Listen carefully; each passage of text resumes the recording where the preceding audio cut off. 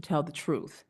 And so that I don't have to swear everybody in individually, if you plan on speaking today at this meeting, I will ask that you all stand now, raise your right hand, and you promise to tell the truth and nothing but the truth. Please state, "I do." Thank you. So everybody here, when I ask, have you been sworn in, you can say yes. The city will then give us a brief summary of the case, and then I'll turn it over to the applicant. You will have 5 minutes to share other information that you think the staff left out, or we will begin asking you questions to clarify your request.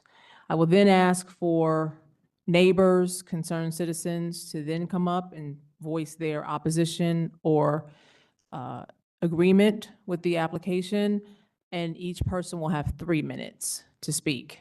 When you come up, I also want you to sign in, but I also want you to give your address, and if you know approximate distance from the subject property, that helps us as well.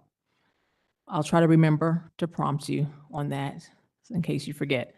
Other than that, we usually hear everyone that's here. If you want to speak on an issue, we will hear you. Please, though, try to keep in mind that if someone else has already made your point, you can kind of briefly state you have the same point, but you don't need to elaborate again on the point. You don't get any extra credit for the number of people that are saying the same thing. So with that, do we have any preliminary matters to discuss? I have one case that's going to be requesting tabling. Okay. Number 6 on the agenda, BZA 25-084, 1462 Bryden Road. Okay, is that applicant here? Can you come forward?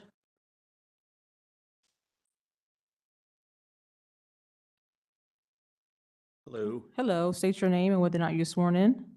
Bart Overly, Blowstein Overly Architects, and I've been sworn in. Okay. And the reason, state your request, please? We need to get the formal vote from the Historic Resources Commission on the variances. We have it from Near East Area Commission, and we have it in the meeting minutes, but we didn't understand that we had to do a separate application for that variance approval. Gotcha. Okay. Do we have a motion to table? Motion to table. Second. Okay, it's been seconded. Do we have any questions? Okay, please call the roll. Ms. Hagelhoff, Yes. Mr. Jones, Yes. Mr. Malika, Yes. Mr. Webley, Yes. Chair Palmer Bailey. Yes. Okay, yours been tabled. Thank Thank you. you. Anything else? You said no. Nothing else? Nope, just the appeal. Okay. And with the new system, I would like to tell you guys that as you learned, you have to get a little close to the mic. And when not speaking, try to keep your mic muted because if the mic picks up you flipping through your papers, the camera switches between the presenter and you guys. So Okay. The camera is linked to the mic. Gotcha. So fancy. Okay, so our appeal is for 187 South Ashburton Road. Is the city code enforcement here as well as the property owner for that address? Oh, please come up, sir. Say it himself. Here.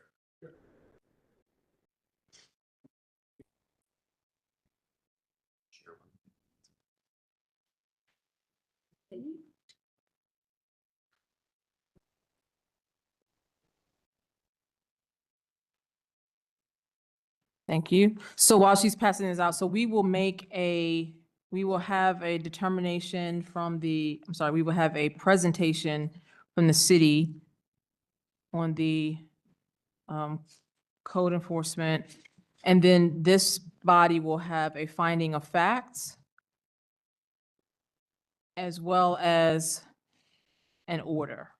So we will determine whether or not there has been a violation or not, and whether to uphold the enforcement order.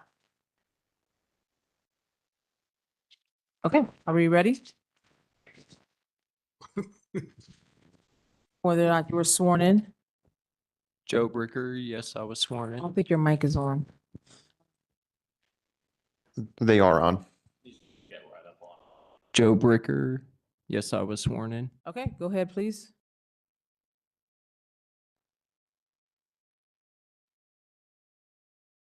I received a 311 complaint in our system for the property stated at 187 South Ashburton Road on 9/26/25. I went out to the property to perform the inspection. I found the violations at the property, took pictures, and came back to the office to write up the notice. And then on 9/29, I went back to the property to serve the notice. And then on 9/29, I had a conversation with the property owner, Brett Newman, to my left, regarding the notice and what violations were found.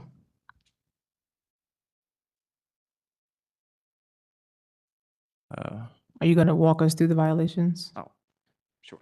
Thanks. Sorry, This is our first- sorry, this is my first time. Yeah, this is our first time seeing this. So you got to tell us everything.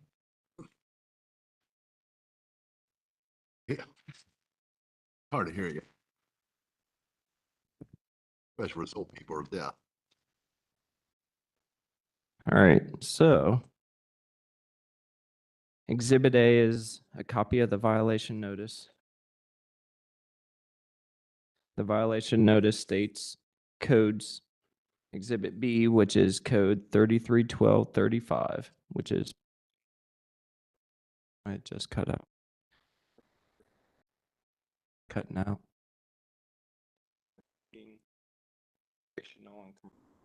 Not problem with his mic, obviously. Yeah, Hey, Yeah. turn it off or something. I haven't touched.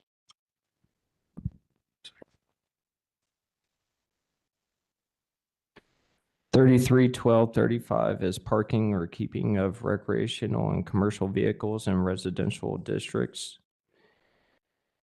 And it stipulates in residential districts, no required off-street parking space, no parking space in front of the setback line, no unimproved surface, and no required front, side, or rear of yard area shall be used for the parking or storage of a boat, trailer or tow dolly, camping trailer, or other recreational vehicles. Exhibit C is code violation 331243 for the improved surface required. Do you want me to read the code violation? Okay. No, I don't need you to read the code section. I just want to know what's the violation. Okay. Exhibit D was taken on 10/22/25 for the reinspection for the appeal pictures. And it shows you have two trailers parked in the backyard on the grass, and then also the mini excavator. And that is for code 331235. Exhibit E was taken on 9/26/25, which was the date of the initial inspection. It shows that the boat trailer and the boat were parked on unapproved surface, the grass on the side of the house. So that's where code violation 331235 as well as 331243. Exhibit F was taken on 9/26/25. It shows the vehicles parked on the unimproved surface, which was code 331235, 331243. Okay. Thank you. Okay, sir. I'm assuming you're Brent Newman? I am Brett Newman. Yes, that's correct. Can you hear me? I can. Okay. Were you sworn in? Yes, I was. Okay, so you are here to appeal, and basically by appeal, you're saying that you did not violate these ordinances. That's correct. Obviously, just heard Mr. Bricker say this is his first time at this meeting. So apparently it seems to me maybe it's his first time in this job because it doesn't seem like he's doing his research or anything like that. And perhaps he's never seen a construction site. I'm told this gentleman that I'm in the middle of building a retaining wall in my backyard. That is my equipment that holds the material to do that. Any construction site. What's the boat used for in the construction? No, and that, we're talking about this one here first, ma'am. No, no, And but this one it's, here with all these pictures. but it's all That's equipment. together. There's a construction site going on. So how Sir, can you, sir. I'm in control Okay. of this hearing. It's all together. It's all, there's two violations here for 331243 and 331235. can we talk about one at a time? Yes, we can, and I'm asking you about the boat. Okay. That's a summer, fun thing. I know what a Having boat vehicle. is, but you It's now started in off saying storage. that It's in this was, storage. so it's not there anymore. That's correct. Okay, so that's, okay, so but at the time of this, notice, 9/25, the boat was there. Because that's Yeah. what we base the Oh, ruling that's fine. on. Yeah, it was sitting right there just Okay. like it was, Okay, okay? so It's that's- been sitting there for 6 years like that, and this is targeting harassment, exactly what's going on. Because this gentleman's been called out on 311 for not doing his job at James Road. It got everybody parking in the front yards with their cars. Is that not a violation? It He is, seems to never find it, and I got well, sir, you can call got- 311 just like everybody else. a ton of pictures. Yeah, and And you they can, have a ton of pictures, you and can he call- claims, you can call- you these can- pictures do I'm- no good. you can call just like anybody else We can done, call. and they're still driving up, and they're still parking in the front yard. Okay, and but he this can't is do not anything about it. about them. This So is have about they been your, down here? this is about your I property understand that. right They've here. been down here? I don't know about anybody else. That's targeted. This is about your property. Okay, So we're in agreement that the boat was in violation. that's correct. Okay, so now let's move on If you to say so. the It's recreational. like that forever around that. But neighborhood. but this is today, 9/25, Yeah. 2025, Correct. the boat was there. That's correct. Okay, so you got 6 years free, really? Well, that's nice. Okay, so really there shouldn't be a complaint. Does he realize that neighborhood has nothing but gravel driveways throughout that area? Is he aware of that? Sir, They we're take it- talking about the property at 187 South Ashburton Road. That's all we're dealing with right here. All right, So now let's talk about the cars in the front. the car. Car in the front. What is you agree that that car was inappropriately parked? On gravel These are gravel surface. driveways in that neighborhood's been there over 30 years. Past 30 years. There's a street right, a house right across from the street that's got a gravel driveway. It's been there for over 30 years. I understand he got grandfathered in, it doesn't make sense. Again, it seems like targeting harassment here. So you have gravel, but that's not appropriate for a parking space.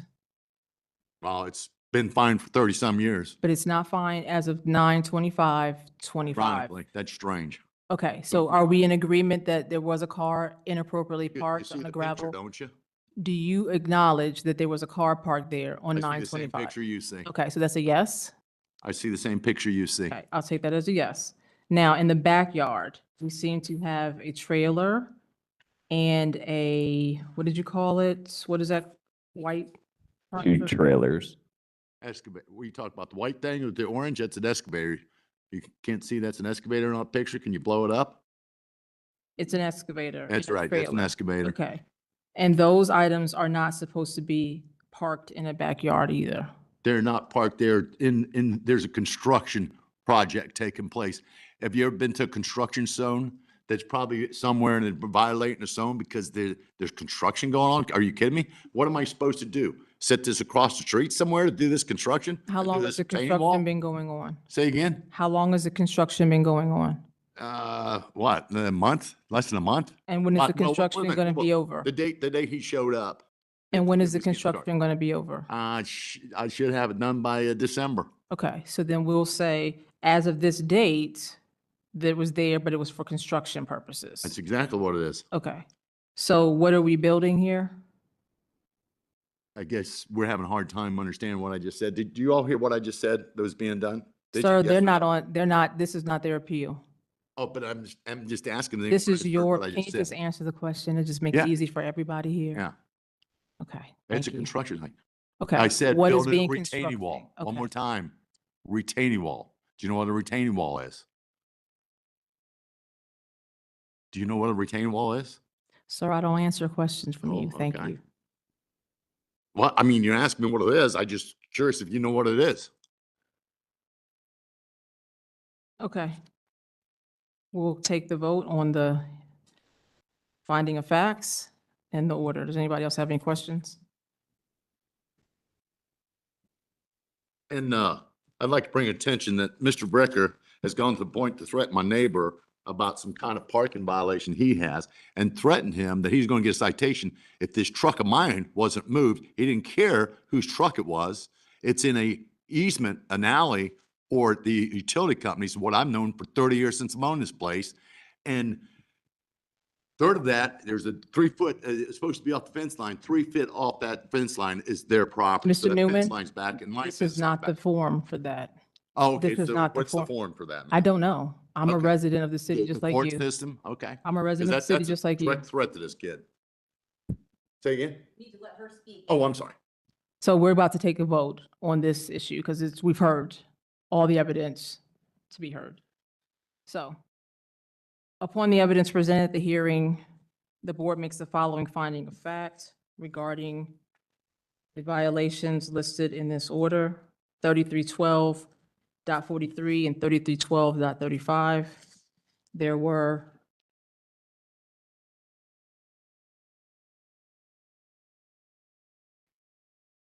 commercial vehicles parked. Commercial vehicles? Where's that at?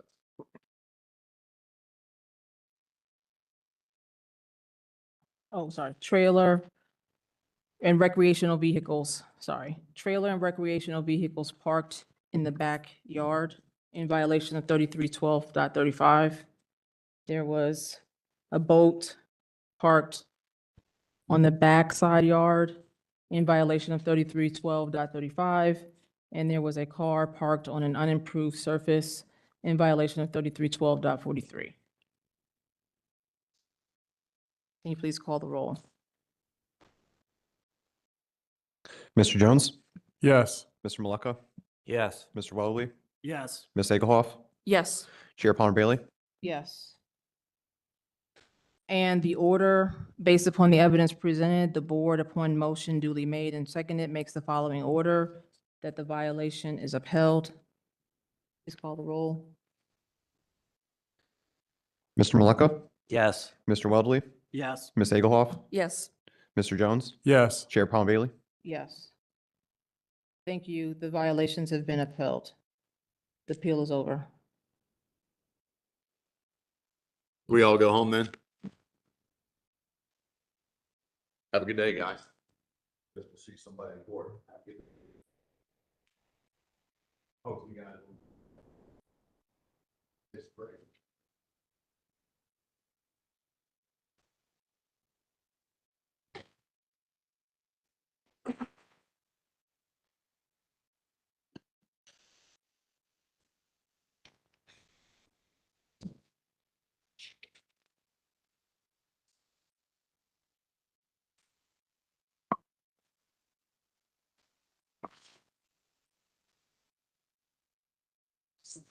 Sorry.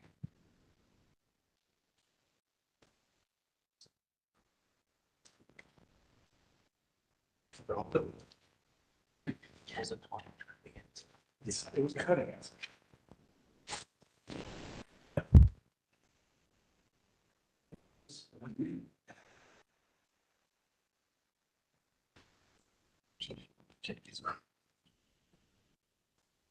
Ready? Okay, number 187. Oh, that's the same address. Nope, this is, Apologies, there's a policy presentation going to be given from the Division of Mobility and Parking Services. Okay. Oh, that's you. Okay, That I'm is, sorry. that is, Thought thank you were my next case. Go ahead. Thank you.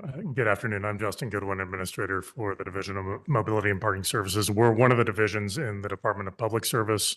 We work alongside the Division of Traffic Management, represented by Mr. Blechschmidt here.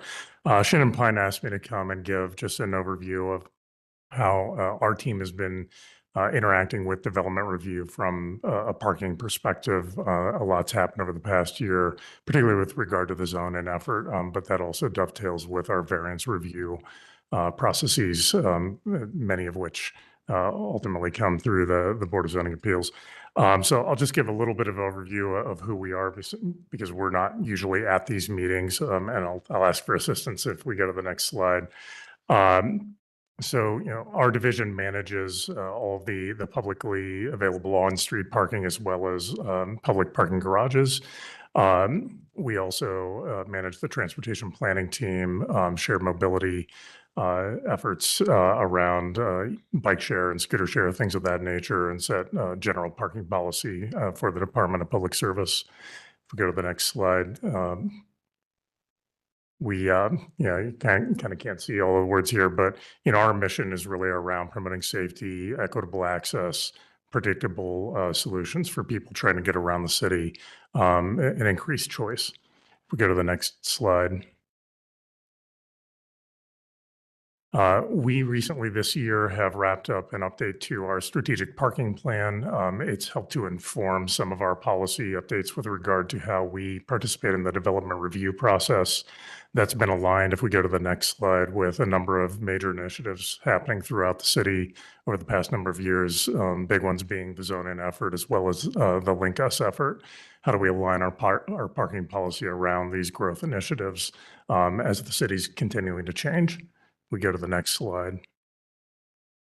Just an overview of the different areas that we review for parking in the development review context. The green area outlined here, what we call a parking demand zone, it's really the core area of the city. It's primarily where we are actively managing parking. That's the most demand for parking and competing for limited space on the street.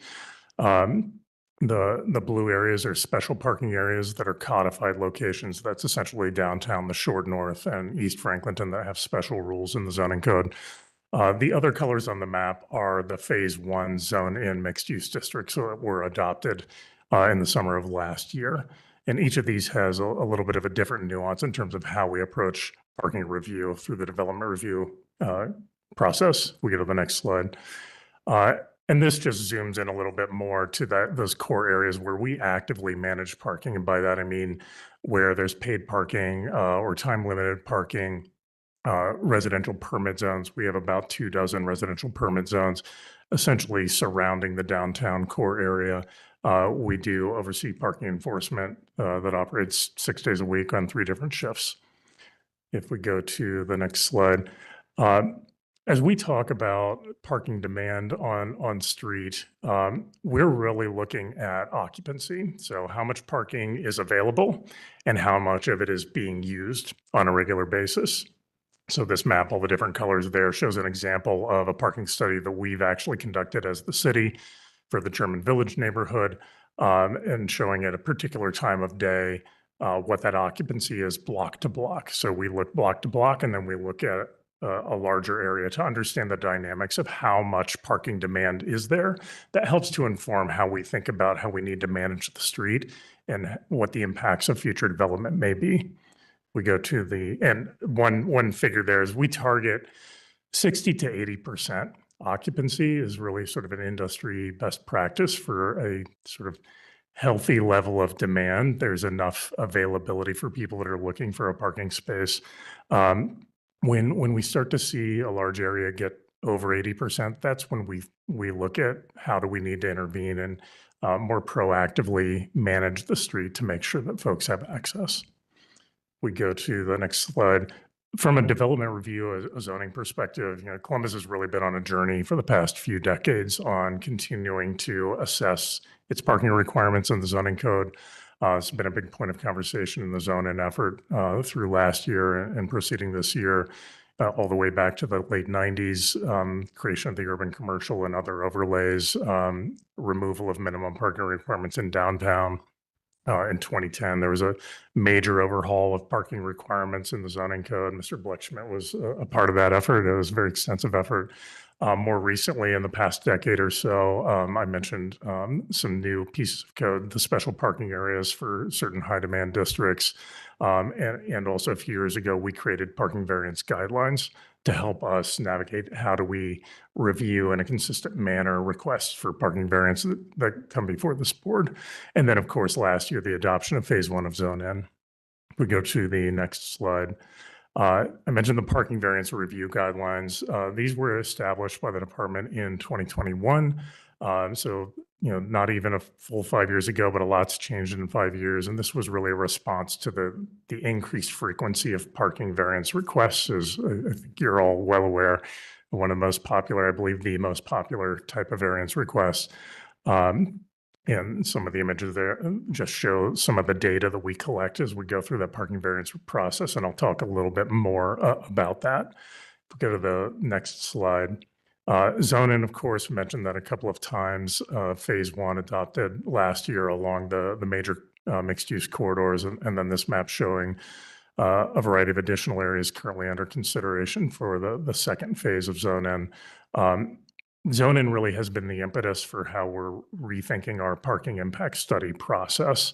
If we go to the next slide, and the parking policy portion of Zone N, of course, got a lot of attention last year with the recommendation to remove minimum parking requirements in those districts and to really embrace a market-driven parking policy. And that really was a conversation around the link between parking policy and housing supply and trying to eliminate barriers to the provision of housing supply. But a big point of this conversation was, if we eliminate that barrier, how do we make sure that we guard against any unintended consequences? What are the impacts going to be on surrounding residential streets with more relaxed parking requirements? If we go to the next slide, our answer to that was a new companion piece of code, Chapter 4310. This was adopted alongside Zone N last summer. It's referenced in the new 2024 zoning code. It enables and has enabled the adoption of new rules and regulations that guide how we require parking impact studies. Key to this is it actually also codified our ability to require a parking impact study as part of the variance review process for variances that come before the BZA. So previously we've had guidelines, but not a hard code requirement to actually make sure that that process is implemented. So Zone N has actually helped us as we proceed with managing our variance review process as well. If we go to the next slide, really the approach with Zone N is to balance our parking strategies with our goals around supporting multimodal development, biking, walking, transit, right-sizing the parking supply, not overbuilding when it doesn't need to be overbuilt, but also making sure that we're creating a balanced system. If we go to the next slide, yeah, that's all right. Thought I might have had a double in there. If we go to can we go to the next one? And yeah, so the parking impact study review process, boiled down to a basic level, is really 3 steps. We do a basic site plan review. I will say previously, my team's involvement in the development review process has really been more on an as-needed reactive basis. So really when there's a variance request, but not necessarily for every project. Now we're getting to the point where we have a seat at the table earlier in the process. We're making sure we're understanding how might this project interact with the surrounding street? Do we need to look at loading zones? How is Uber and Lyft going to interact with this? Lots of different changing dynamics on the street when it comes to parking and curb access. We've developed objective criteria to inform when would we require a next level of information through a parking impact study by the applicant, and then some additional objective criteria to inform might we need to require some level of mitigation based on anticipated impacts from the project. If we go to the next slide. How is that parking impact study actually processed?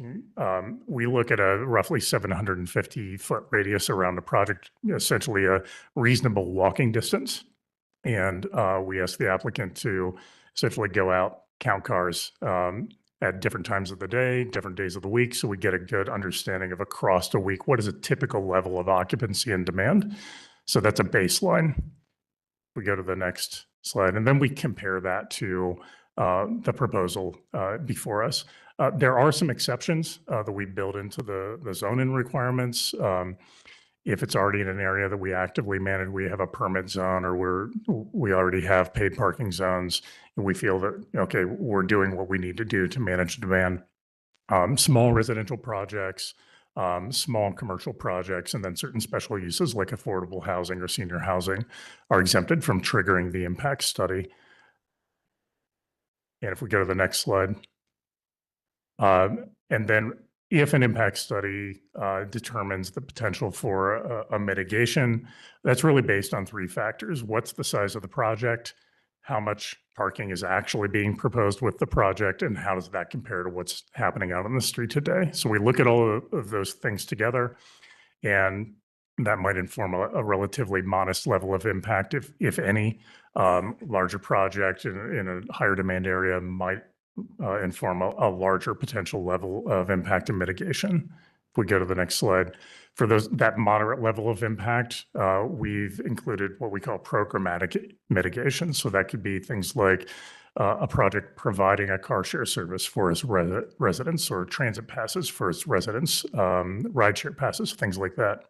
For a greater level of impact, that could include what we call a parking management fee. So that's calibrated based on our actual operational costs. We manage enforcement, we manage paid parking, we have to work with the traffic division to install signs.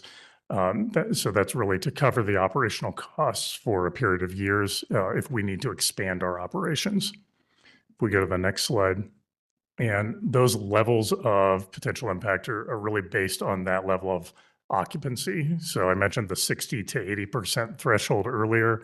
You can see in this table, tier 1, 70 to 80% level of increased demand might suggest, one of those programmatic mitigations. If it's getting into that 80 and above, more programmatic mitigations. And if it's getting higher than that, then it's a combination of programmatic mitigations and that fee.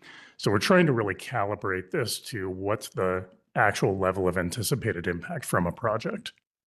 We go to the next slide. So what have we seen thus far? We're a little over a year into the zone-in version of the parking impact study. Just over 100 projects reviewed in general. Actually, only 8 of those have triggered the full parking impact study process, where we ask the developer to go out and collect that information. That's because most of those projects are still providing a market typical amount of parking. So you see that average residential parking ratio, 1.3 spaces per unit. So, we're seeing the market demand here today generally around 1 space per unit, sometimes a little lower, sometimes a little higher. And then a number of those projects have fallen within that small project size threshold as well. In that same period, about 24 requests for a standard parking variance have come through the BZA, or at least have come through our review. I'm not sure if they've all made it in front of the board yet. And where we're going, so where we're headed now is, we're a year in, we've done a review of the parking impact study process. We're identifying a few little things in the rules and regulations that we can tighten up and make a little clearer for the applicant.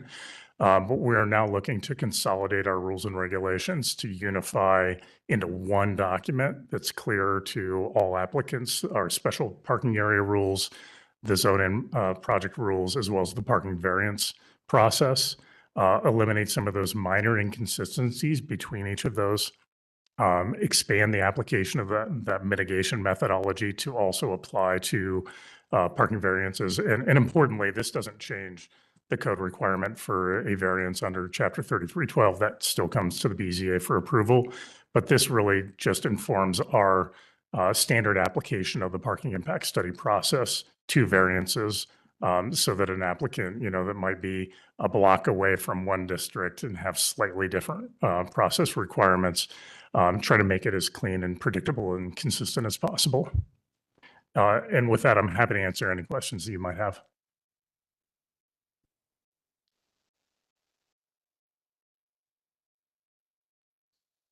All right. Thank you. Thank you.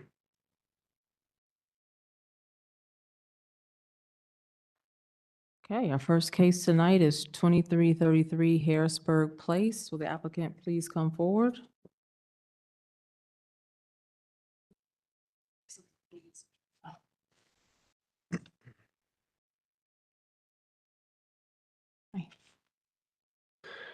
BZA 25-049 for 2333 Harrisburg Pike. It's located on the west side of Harrisburg Pike at the terminus of Blue Rock Boulevard. It's zoned LM Limited Manufacturing, and it's located in the Southwest Area Commission. The 8.9 acre site is developed with a truck and trailer storage business. Surrounding uses include a tire shop and used car dealership to the south, single unit residential to the west, north, and east, and a neighborhood shopping plaza also to the east. The applicant proposes to legitimize an addition to an existing pole barn and is requesting variances to reduce the minimum setback of a building from any residential or apartment residential district from 25 feet to 3.3 feet from the southern property line for the pole barn addition, to allow gravel as an improved parking surface, to reduce the minimum setback for open storage from any residential district from 100 feet to 20 feet along the southern property line, to not provide parking lot shade trees or interior landscape areas or islands, and to reduce the minimum setback for open storage from 30 feet to 14 feet from the right-of-way line. The proposed site plan includes a sidewalk and street trees along Harrisburg Pike, as well as fencing and landscaping to screen parking, consistent with C2P2 design guidelines.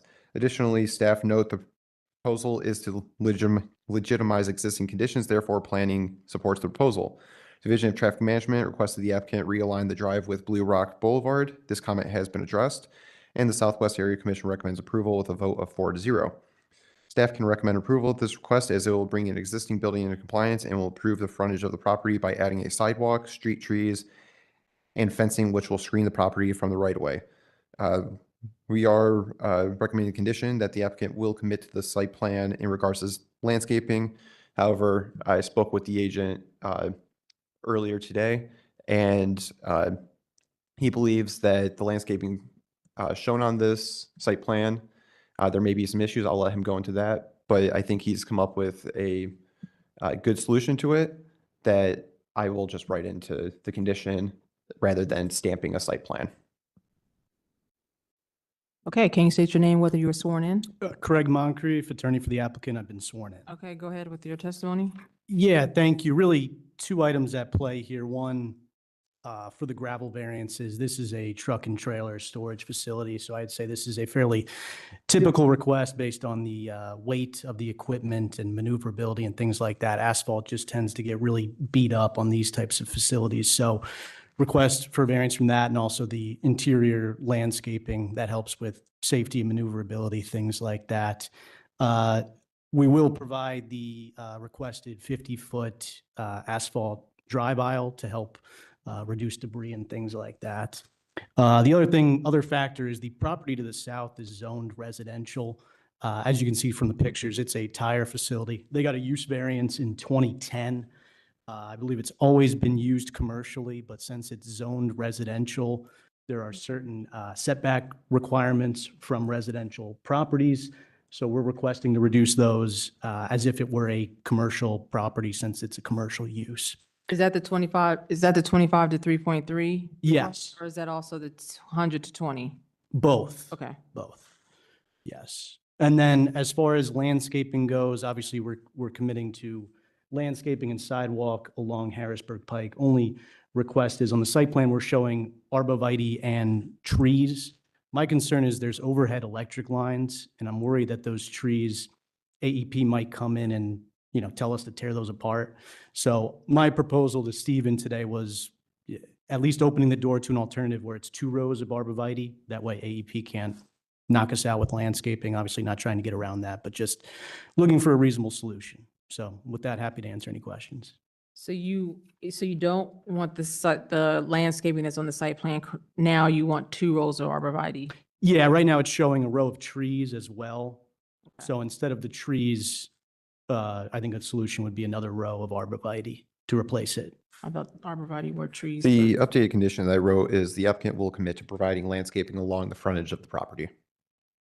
Okay, landscaping on the frontage of the property. We're not going to be specific about what it is. No, I don't think we need to.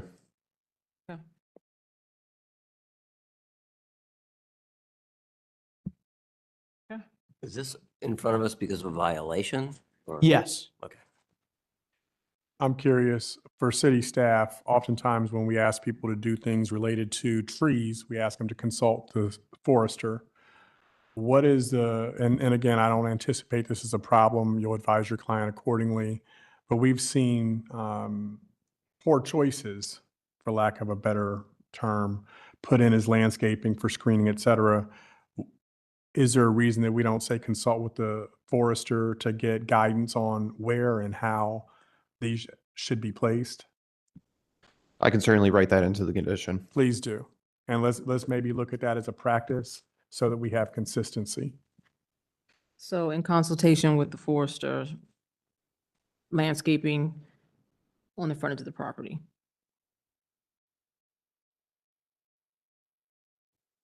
Okay. Do you have any other questions for the applicant? Is there anybody here that wants to speak about this application? Okay, I'll take you through the Duncan factors.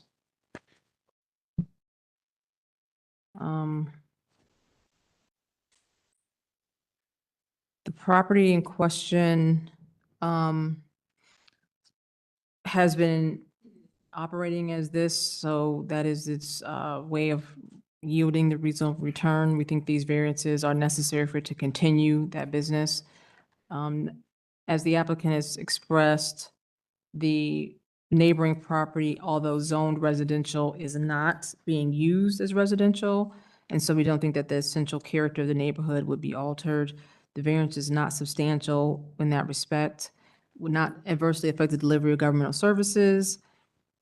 Whether or not the owner had knowledge of these restrictions has not been testified to. We don't think that this can be accomplished any other way but through this variance. And therefore, I think that the spirit and intent behind the zoning requirement would be observed and substantial justice done by granting these variances. Are you ready to call the question? I'll call the question. Question's been called. Please call the roll. Mr. Malika, I concur with the chair and vote yes. Mr. Weddley, I also concur and vote yes. Ms. Egelhoff, I concur with the chair and vote yes. Mr. Jones, I agree and vote yes. Chair Palmer Bailey. Yes, variance is granted. Thank you. Thank you. 3100 Lewis Road. That's me again. Oh, welcome back. Thank you. Okay.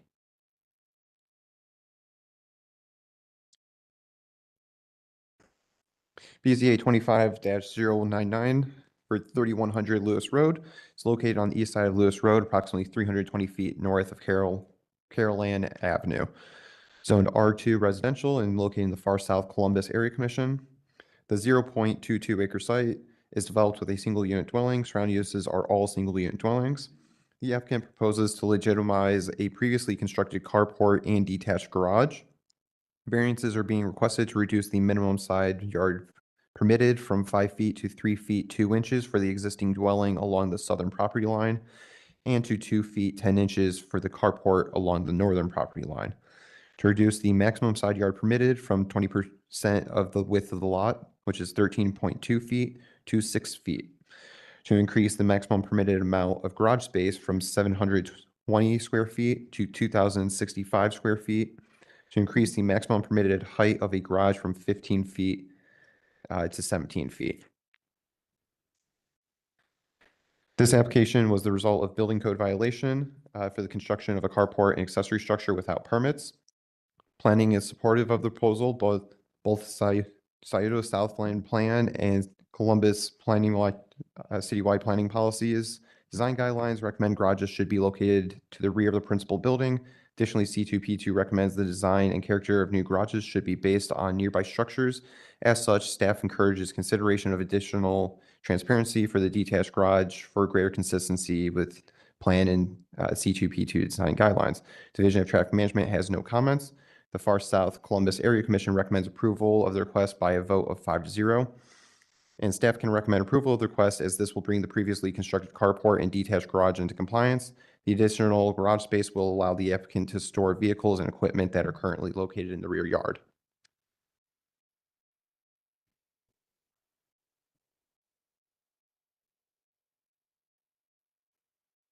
And which address are we looking at on this drawing right here? This is 3100 Lewis. The house is located right there. The carport is to the north of the house, and that is the detached garage there currently. This property does have front and rear access. Okay. It's a very unique shaped lot. Are we going to speak at all to the gravel driveway? I'm sorry. Nope, Why not? that was not part of the application. Wasn't a violation? That was not part of the violation order. And he plans to install asphalt. Well, let's just Okay. get that jotted down. Okay. State your name and whether or not you're sworn in. Craig Moncrief, yes, I was sworn. Are you gonna? Greg Blackbird, yes, I sworn in. Okay. So we have a very odd shaped lot here and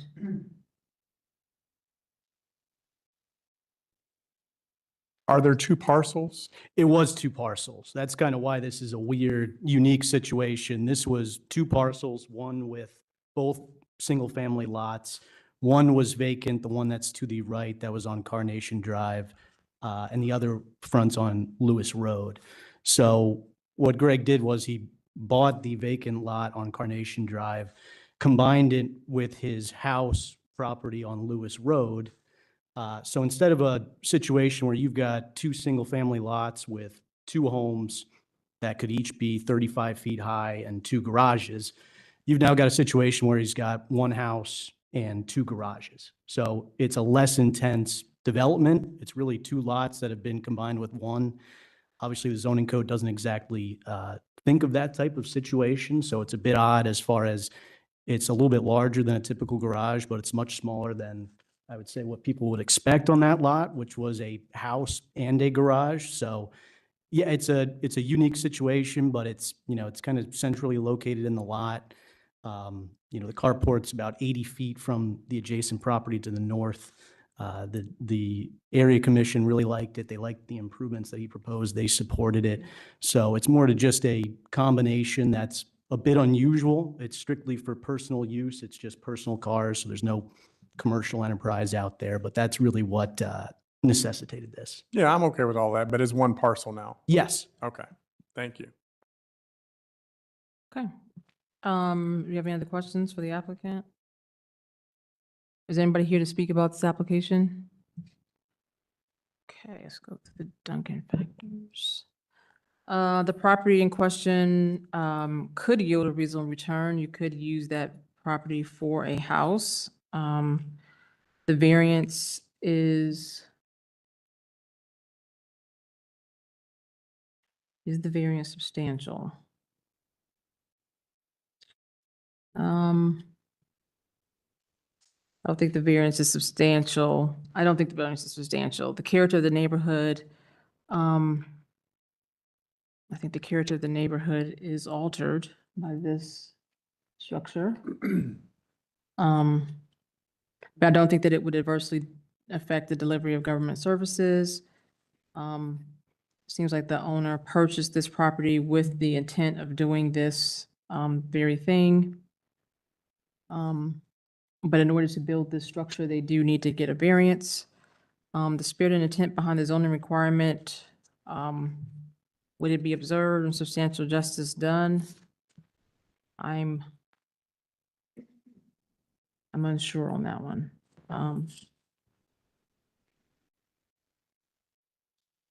I'm struggling on this one. Maybe I shouldn't have gone through the factors. The last one, with the spirit and intent behind the zoning requirement, and I guess it is, I mean, it is residential, we do allow parking. And they'll put vehicles. that are Yeah. down back here. Yeah, we do allow that, so, yeah, okay. I'm convinced.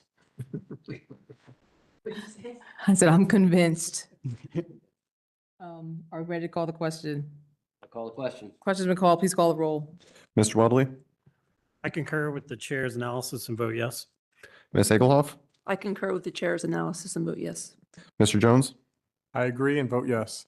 Mr. Maleka, I concur with the chair and vote yes. Chair Palmer Bailey. Yes, variance is granted. Thank you. Mm-hmm. Thank you. 187 West 8th Avenue.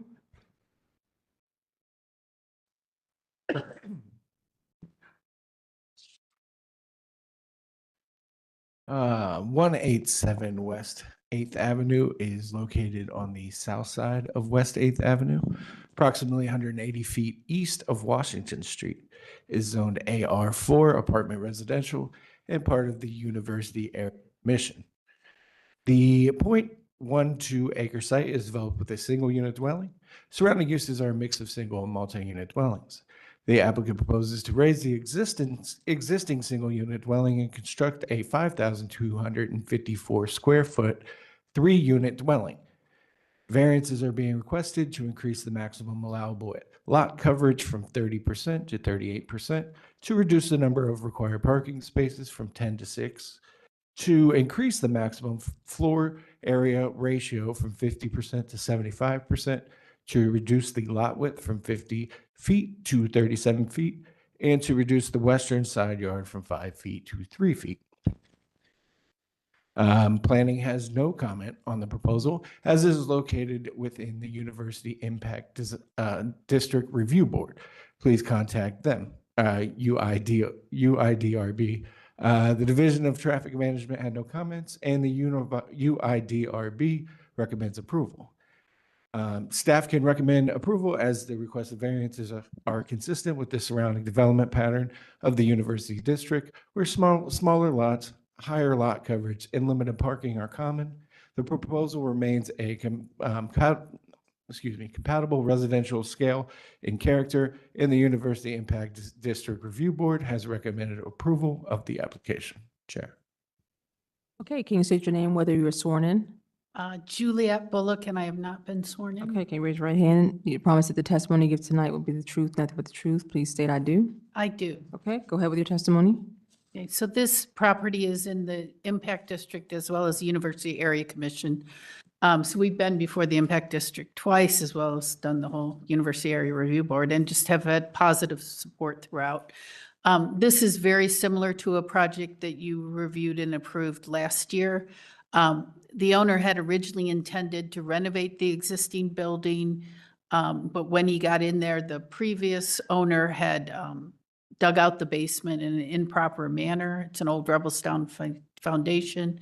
We had a structural engineer look at it, and it was just not feasible to save the structure, which is why the Impact District and University Area Review Board concurred with this and agreed with that it needed to be torn down. This is also a couple blocks where there are generally much more dense apartments in this area and parking, and where most of the lots are completely paved. So they also appreciated the fact that we were keeping a more residential character than a lot of the buildings on the street, and much less paving than what is there currently. I think all my notifications pretty much went to apartment owners other than maybe one. So it's really a densely urban apartment area. So. Okay. Do you have any questions? Is there anybody here to speak about this application? Okay, let's go through the property in question. As per the testimony, the applicant has to be torn down, and so therefore they are kind of starting at ground zero with new opportunity for usage. The variances are not substantial in totality. The central character of the neighborhood not substantially altered. It seems like this is a densely urban apartment area, and so this will be fitting in line with that. The variance would not adversely affect the delivery of government services. The owner purchasing the property with knowledge of the zoning restriction. I don't think that was really relevant as far as the applicant's testimony of what was intended for the property originally. The predicament cannot be obviated through another method other than a variance. And I think the spirit and intent behind the zoning requirement would be observed and substantial justice done by granting the variance. Are we ready to call the question? Call the question. Question's been called. Please call the roll. Ms. Hagelhoff? I agree with the chair and vote yes. Mr. Jones? I agree and vote yes. Mr. Malika? I concur with the chair's analysis and vote yes. Mr. Wadley?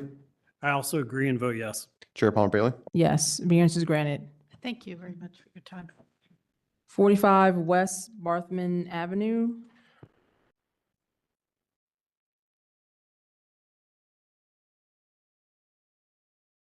45 West Barthman Avenue is located on the west side of South Wall Street at the terminus of Barthman Avenue. It is zoned UCT mixed use and is part of the Columbus Southside Area Commission. The 4.73 acre site is developed with vacant industrial structures. Surrounding uses include a rail line to the west, undeveloped parcels to the east and north, and commercial development to the south. The applicant proposes to construct a new multi-unit dwelling. In 2023, the applicant received a council variance to permit multi-unit residential development within the former M Manufacturing District. However, the property was rezoned to UCT Urban Center in 2024 through the Title 34 update. Variances are being requested for the facade zone, building height, and transparency. Planning requested site plan modifications to ensure consistency with the South Side Plan and Columbus citywide planning policies. C2P2 design guidelines note that the development should connect to public sidewalk, bikeway network, adjacent parks, and multi-use trail network. Within a given site, an interconnected series of streets, sidewalks, and paths should be provided, and that parking lots should be hidden to the greatest extent possible by locating it to the rear or side of the building. As such, planning requests the site plan modification of Wall Street frontage to include clear pedestrian connection to the site and buildings fronting wall with parking to the side or rear, consistent with guidelines for development connectivity, and that parking be hidden to the greatest extent possible.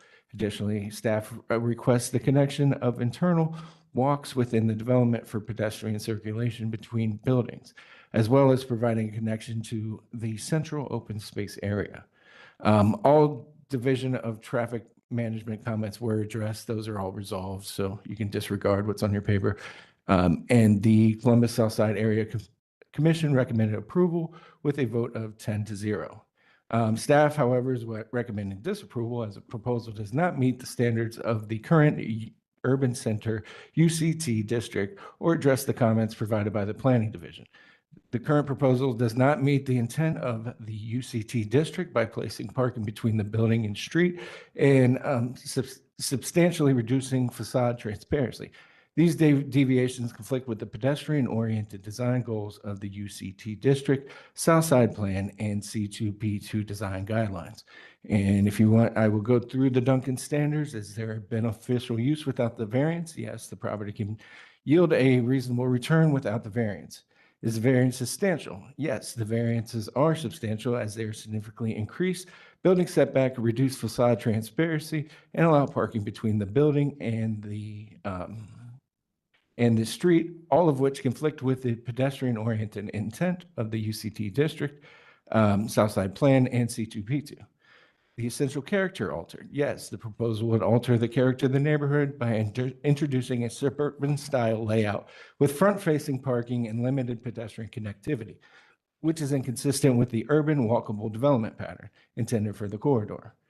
Government services affected? No. Knowledge of zoning restriction, yes. The practical difficulty is self-created as the applicant has not adjusted the design to meet the current code standards. Predicament, feasibility without the variance of spirit and intent of the zoning code would not be observed. As the UCT district was established to promote compact pedestrian-oriented development with buildings positioned near the street, active ground floor design, and active ground floor design. And spirit and intent, the proposal does not ensure the health and safety and general welfare of the public as the site fails to meet the intent of the UCT district and the Southside Plan and C2P2 design guidelines. Chair. Okay, can you state your name and whether you've been sworn in? I have not. Okay, You guys been sworn? Yes, I have. I have. Rolando? Yes, I've been sworn in. your name? Garrett Baker. Yes, I have. Rolando Matias. Okay. Ms. Perry? You promise that the testimony you give tonight be the truth, nothing but the truth. Please state I do. I do. Okay, state your name, please. Thank you, members of the board. State your name, please. Yep. My name is Dave Perry. I'm consulting with the NRP Group on this proposed development addressed as 45 West Barthman. Would you two also introduce yourselves and your companies, please? Yes, my name is Garrett Baker. I'm with American Structure Point on the civil site side.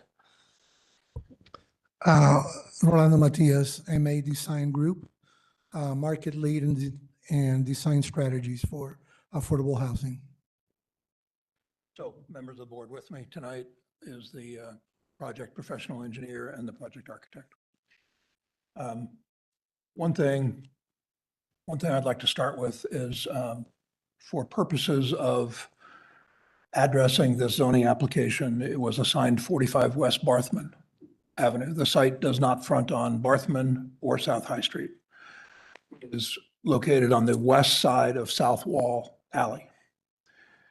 And that is important relative to some of the planning staff comments about treatment of a street because it does not have any street frontage. It abuts South Wall Alley. It's a 20-foot alley. Okay, so. But if that's the case, aren't there variances around access allowed off an alley? Frontage is not a requirement of the zone-in district. Frontage is not a requirement of the zone-in district. Gotcha. Yeah. Okay.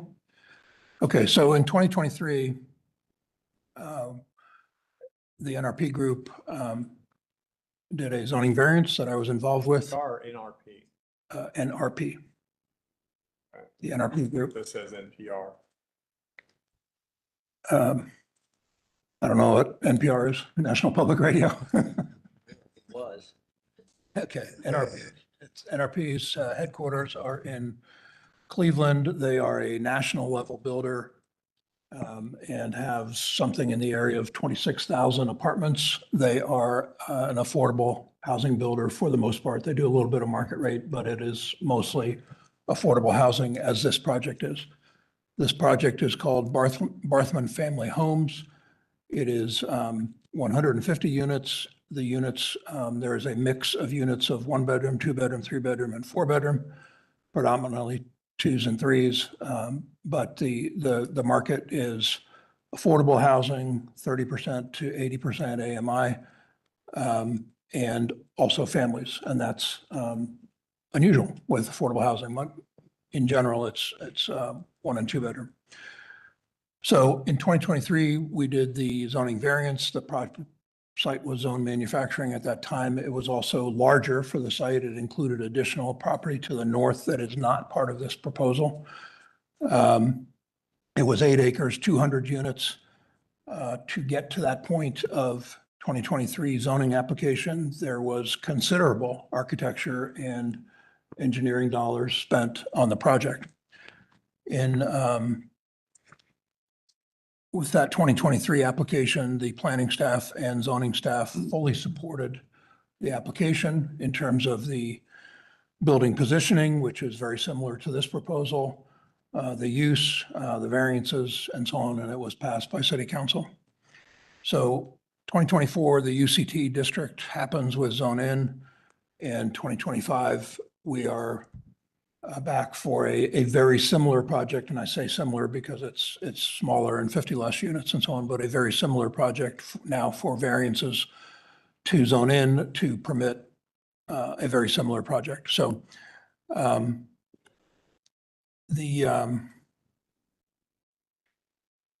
thing on the big picture, what I would call the big picture also that I think has been lost on this current recommendation is City Council and the mayor have stated many times the prioritization of housing development. And this project included. This is a large project. This is the range that NRP develops in, this 150 to 200 unit. But Mr. Perry, you haven't spoken to why the variances that you're requesting. Well, there's a couple of things I want to address also. With the, Adam is Is this the current site plan? Yeah, okay, good. Okay, I brought reduction copies, but with the current site plan, the bike parking has been addressed. With zone in for this project, bike parking is 4 times what it was 2 years ago. It seemed excessive to all of us. A variance was requested, but the city has pushed back on the bike parking and it is now fully compliant with 76 bike parking spaces. So you don't need that variance, you're saying? Need that variance. Okay, so E.20.060G, Yes, we don't need to vote on that one, okay? we do not. And that's reflected, you have a new site plan, are we stamping that tonight or no? It's okay with us if you stamp it, subject to any. Okay, minor any others, tweaking- yeah. Minor okay. tweaking. I just didn't know if if staff was, no, we're not, okay. Oh, I see. Oh, okay. Okay, so we, Members of the board and staff, I do need to pass out this site plan. That is the current one because of the dumpster location. So, They have that one you sent today in front of them. oh, they have it in their packet, but it's not on. Yeah, I set it there before they got here. Okay, just for comparison, members of the board, to the right of Tony, sorry, Tony, about head height, there are 2 dumpsters shown on that plan slightly in advance of the building setback. That is an old site plan. Your current site plan does not have a dumpster between the building and south wall alley. Is that correct? 1028 site plan? I don't have a dumpster on mine. Yeah, they're down here. Those Oh. train tracks. So they're not on the left anymore? Right, they're, thank you, Mr. Maleka. They are all located along the train tracks. Perfect place. Yeah. Okay, so so that's 2 dumpsters and you're behind the front street, South Wall Street, and the primary building. Oh, that's why it was relevant that you're saying you don't have a street, we don't have street frontage. Because it's really technically not right, in the front. not a street. And Gotcha. it's not in front. It's not in Gotcha. front anyway, but it's not a street. Understood, got it. And sorry, the staff review that was laid on your table before you got here, it has the updated variances where those are left out. So the ones you got in your packet, Oh, I there's see. some that aren't listed on the newest version. Okay, thank you. Hey, Adam, Was could I, with it- could I ask you to pass these out? I did a strike through version on this. It's Okay. easier to see quickly what's being deleted. Being taken off because the one I gave you doesn't. It just didn't include those. So, let me just get, so we're really only talking about 3 things? The front facade, the building form, and the facade transparency? Right. So, Okay. Bike so we parking can- variance eliminated, dumpster location variance eliminated, per But strike the- through. The on-site parking, yeah, the setback. We have a parking setback from 24 feet to 5 feet? No? Yes. On the alley. So when you say yeah, that means what? We're voting on that or not? Yes, you, Okay. there, that variance is still included. Everything on this list that I did the strike through on, But that's not on there. voting on other than the strike through. But it was struck through. Oh, I see. Gotcha. Oh, confusing. Got it. So let's, on one of the other staff comments, comment about not providing access to a public street. That is provided. Garrett Baker can address if you want to know specific improvements to the. But that's not really one of the, It was in the, yeah, but let's speak to the variances. Like, let's speak to the transparency issue. Let's speak to the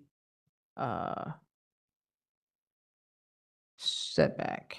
okay, I'll just summarize on that then. There are substantial improvements to Barthman and complete internal walks in response to the staff comments that Adam read. So setback.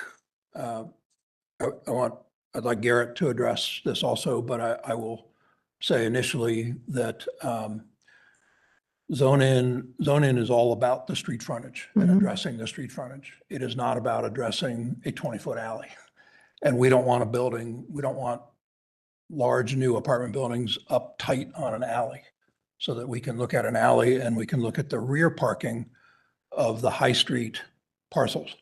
The high street parcels are subject to this also, and will have to the extent that they redevelop, buildings will be pulled forward, parking will be behind because they will not get driveway cuts on South High Street. And their access will be Barthman and Wall Alley. But we don't front any streets, and zone in is all about what a building looks like and setback and so on from a street.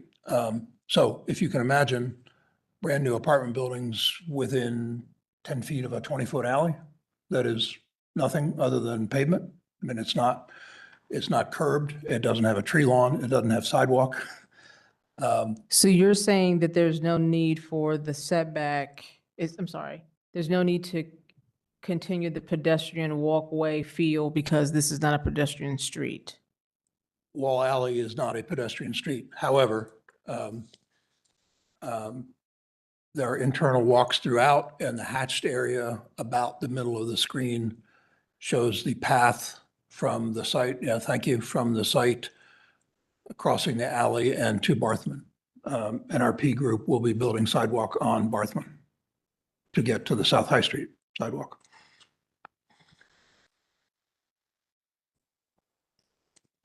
So anything else on setback Okay. grading? And what about the transparency?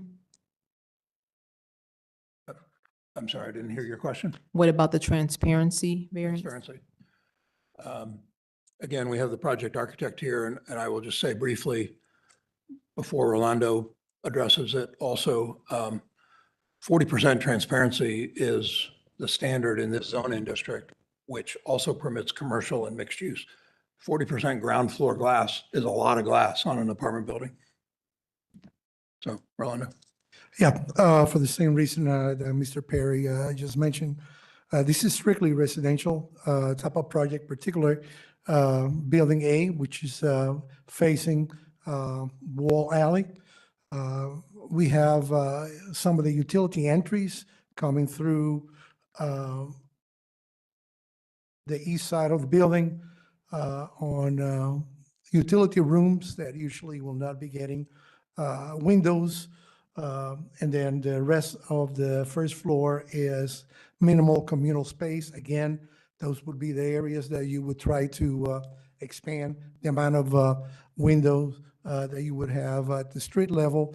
And the rest are apartments, which are standard fenestration punch windows, which would be very difficult to achieve the 40% at the base of this particular building. We are nearly at 20%. We feel that with the location of the building, the character of the building, the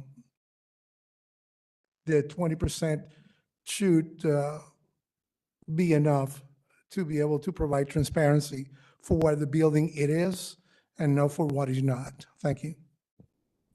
So was the intent for the zoning for this to be commercial on the bottom floor, and that's why the 40% transparency was there? Correct. Yeah, it's supposed to be mixed use. This was a manufactured zone manufacturing, and we are kind of treating it like it's on High Street, even though it's not. I mean, by this comment, but that's what it's zoned. So the report was written as such. Got it. Okay. But Chair, let me add that the zoning district does not require developments to be mixed use. It allows apartment buildings. Right, It yeah. allows all commercial. No, I just was trying to understand why the 40% transparency. Okay. But I get it. Okay. Do we have any other questions for the applicant? Does anybody here want to speak about this application? Okay, let's take you through the factors. Okay, so the property in question could yield a reasonable return without these variances. However, I don't think that the variances are substantial given the applicant's explanation of where the lot is situated without the high street or any other major street frontage. I think that the character would not be substantially altered.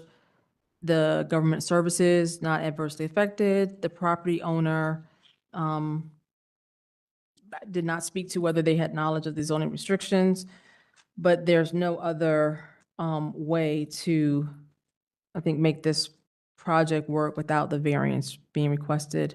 I think that the spirit and intent behind the zoning requirement would be observed and substantial justice done by granting the 4 variances that we ended up with after striking 1.5, say. Are you ready to call the question? Call the question. Question's been called. Please call the roll. Mr. Jones? I agree with the chair's assessment of the Duncan factors and vote yes, and will also add that while this doesn't immediately fit the standard mold, for lack of a better term, for this district, it does in actuality, as it does not face an actual street. And I would also add that the comments from the applicant regarding efforts to create additional housing do not supersede our need to fully adjudicate this. But based on what you've presented, I do find it acceptable. Mr. Maleka? I concur with the chair's analysis and vote yes. Mr. Weldley? I concur with Mr. Jones. I think that Mr. Perry's explanation was not swaying for me of the fact that it is off an alley, especially given the project and the nature of the project. However, I am swayed that the project is in the best interest of the city and agree with the chair's comments about the Duncan factor and vote yes. Ms. Egelhoff? I concur with the chair's analysis and vote yes. Chair Palmer Bailey? Yes, variance is granted. Thank you. Thank you. 3255 Morse Road. Staying, I've got this one.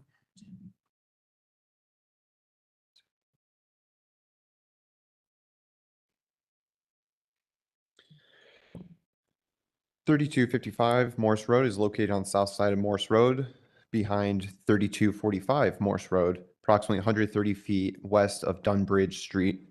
It's zoned CAC Community Activity Center and it's located in the Northeast Area Commission. The 1.98 acre site is currently undeveloped. Surrounding uses include an apartment building to the west, single unit residential to the south, a car wash to the east, and a rental car business to the north. The applicant proposes to construct a 60-unit building and is requesting variances to increase the maximum front facade zone from 25 feet to 75 to 115 feet, as shown on the site plan, and to permit parking, maneuvering, and circulation aisles between the principal building and the front north property line to decrease ground floor transparency from 40% to 14% for residential use, to reduce the north front surface parking setback from 30 feet to 5 feet, to reduce the landscaping between the northern elevation of the building and the north property line from 70% to 33%, and to permit 2 dumpsters between the front north property line and the primary building. Council variance CV 23-023 was passed in 2023, which allowed a reduced minimum number of parking spaces required from 90 spaces to 20 spaces for 60 dwelling units, and to allow an apartment building that does not front a public street. After reviewing the provided elevations, staff note the proposal is consistent with Northeast Area Plan and C2P2 design guidelines. The elevations show the requested additional ground floor transparency meeting Title 34 district standards. Therefore, planning is in support of the proposal. Division of Traffic Management requested the sidewalk connection and vehicular connection to the adjacent property be revised to be consistent with the site plan that was committed to for CV 23-023, as well as additional information was needed for the interior bicycle parking spaces. These comments have been resolved. The Northeast Area Commission recommends approval of this request by vote of 5-0. And staff recommends approval of this request since the proposal was previously approved through the rezoning and council variance process. However, prior to plans being submitted, the property was rezoned as part of Zone In Phase 1. The requested variances are a result of a landlocked parcel and the need to align the building and parking with the adjacent property. The proposed project will help provide needed affordable housing in the area and will be similar to the adjacent multi-tenant apartment building. Can you state your names and whether you were sworn in? My name is Dave Perry. I have been sworn. Okay, Laurie Sutherland, I have not been. okay, Chris Bruzzese, I have not been. okay. Can you raise your right hand? You promise that the testimony you give tonight will be the truth, nothing but the truth. Please state I do. I do. I do. Okay, thank you. Can you sign your names on the sheet? Yes. Thank you. Okay, go ahead, Mr. Perry, with your testimony. Let me ask first, are all the board members familiar with Community Housing Network and the population they serve? No, I'm not. Okay, I see some no's. So Lori, can you talk about what your company does? Can we talk about in context of the variance being asked for? It's important relative to particularly the parking variance, but just in general about Okay. CHN's mission. I'll keep it brief because I understand you're concerned with these things. In 2010, we built a building called Dogwood Glen on Morse Road for folks that are very low income with mental health issues. 2 years ago, 2023, the enterprise site next door became available. And because our residents at Dogwood Glen have been so successful at that site, there's a bus on Morse and there's lots of green and nature in the back. We lot split. We took the back portion of the enterprise lot, rezoned it, got a parking variance to reduce the number of parking. It will use the same driveway as Dogwood Glen. So it's not really a phase two, but it's another building in the same neighborhood, same location, because the first one was so successful for the residents. So that's why it's a bit of an unusual site because it does not have frontage on Morse. It's pushed back from the road at least 100 feet. And it has, you can see the blue stream protection corridor, which we are not allowed to encroach on. And that's one reason the parking is in the front, is because there's a topo issue and there's the stream protection corridor in the back, which we love because the residents love nature, but it does make it a bit tricky. So we were real pleased in 2023 when the area commission was in favor of it and when we were successful. So that's why it's a little bit of an unusual site and site conditions. Okay. Okay. In general, with Community Housing Network, it is very low income individuals. It is unusual for residents to have cars. There have been many variances over the years, either through the BZA or City Council for parking variances similar to this. They have a long operating history that on each application, traffic and parking services reviews, and Community Housing Network has a long history of parking variances based on what they need rather than spending money on 90 parking spaces and all the stormwater implications of that. So that's the population served was to address the parking variance issue, Chair. But you already have that variance, right? Well, no, this is similar to the previous application in that, well, yes, their staff read the parking reduction into the record. The zoning district does not require parking, period, but staff read the parking reduction into the record. This has a similar fact pattern as the previous application in that rezoning to the AR1 district and variances were granted for this very project in 2023. And then zone in happened in 2024, and we're back with different variances to zone in. It's the same 60 dwelling unit apartment building. The parcel does not have street frontage. The distance to Morse Road is in the area of 300 feet. And it is, CHN purchased the back acreage of a commercial user, and then the rezoning was done. So it doesn't have street frontage, and the zone in variances are what they are. But and the use of the vehicular access to this site will be through the adjacent CHN project. So it's similar in terms of fact pattern, and the zoning district changing the project is essentially the same as was approved in 2023. So why are we reducing the landscaping? On the north property line?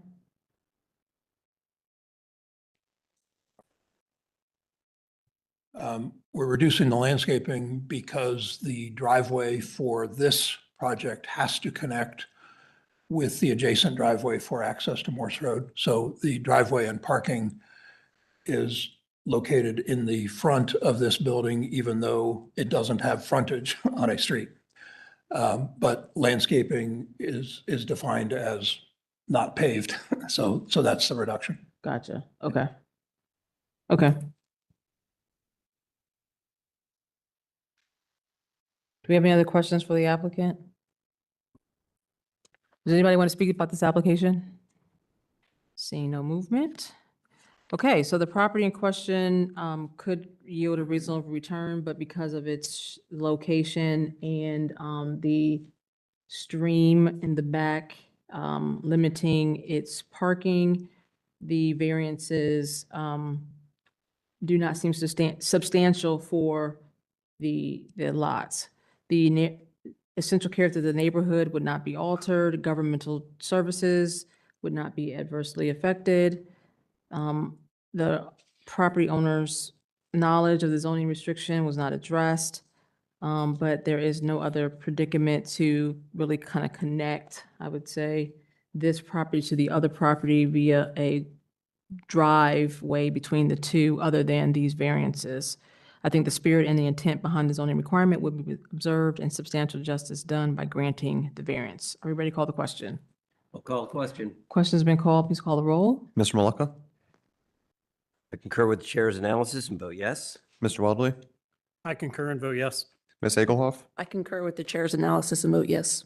Mr. Jones, I agree and vote yes. Chair Palmer Bailey. Yes, variance is granted. Thank you. Thank you. 1175 Wager Street.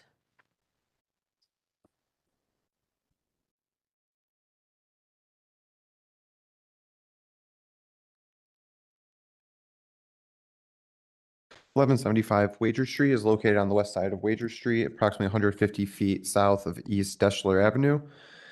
It's zoned R4 residential and located in the Columbus South Side Area Commission. The 0.05 acre site is developed with a single unit dwelling. Surrounding uses are primarily residential with a mixture of single and multi-unit dwellings to the north, east, and south, and a funeral services building business to the west. The applicant proposes to construct a 20 by 24-foot two-story, two-car garage and is requesting a variance to increase the maximum height of a detached garage from 15 feet to 21 feet. Staff note the revised building elevations include additional transparency on the second floor, and revised site plan locates the garage to be closer to the alley, consistent with near south side plan and C2P2 design guidelines.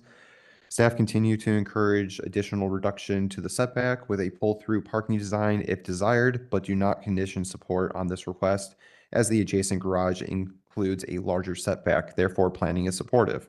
Division of Traffic Management has no comments. The Columbus Southside Area Commission recommends approval of the request by a vote of 10-0. Staff recommends approval of the request because the proposed garage will have a similar setback as the garage located to the north, and it meets the near south side plan and C2P2 design guidelines. We are recommending the condition that the elevations will be stamped to ensure the roof pitch of the garage matches that of the dwelling. Can I see some street views? I can't figure out where I am. Yeah, Google Street View kind of thing. Yeah. I'm just trying to figure out, Can you state your names and whether or not you were sworn in, please? Fernando Cabrera, I'm in sworn. Reka Sokin, and I was sworn in. Okay. Is the garage bigger than the house? No, Okay, because it looks, I don't know, these It pictures does, will look distorted a little bit. nowhere near. And I don't see a, it's like a carriage house, I'm not sure what a carriage. living space above a garage. No, it's a storage space. which one is the house and which one is the? So I don't know what that is, That's because the this house has been renovated, but the blue one is the house. No, on this drawing. That's the house, that's the garage. So it's a kind of Oh. flag shaped lot. Okay, that's Yeah, really it's throwing me off. parcels that you guys I thought put us this. on to combine. Nope. So it's one parcel now. Mhm. And so what's in front So nothing's in front. You just basically have two lots. So the front of this lot It's empty. is empty. Well, it's my house, so like it's fenced in already. I'm not referring to the blue house. I'm talking about just to your right. So yeah, it's just green space, like a yard. But it's already fenced in. You see it like on the updated renovations, all of that space, my entire 2 parcels are fenced in. I together. understand. And there's one parcel now. Yes. Yeah, just trying to get clarity. Okay. Thank you so much. Yeah. Thank you. Okay, so does the same pitch, same as the house, the garage will have that same look? Yeah.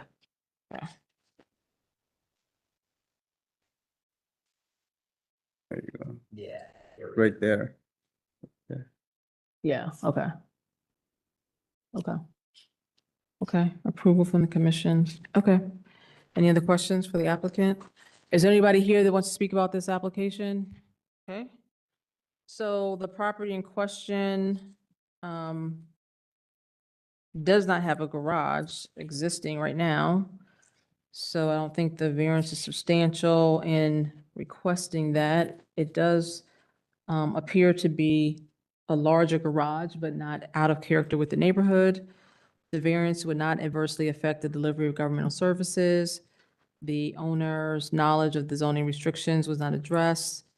There would be no way to build this garage without the variance, but I think the spirit and intent behind the zoning requirement would be observed and substantial justice done by granting the variance.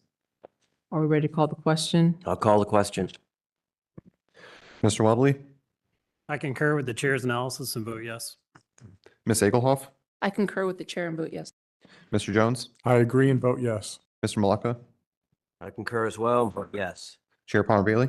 Yes. So just wanted to ask on the record, this is the final site plan that we're stamping and signing tonight? You're okay with that? Not yet. No, it's not final. It's not final. We have to review one more time. But as far as dimension and everything's final, it's just a sketch. It's just the what? This first sketch, This is the first sketch, so they're not saying this is final. unless. It's up to you guys whether you want the We didn't condition or mention it, not. that's why I wanted to say it now.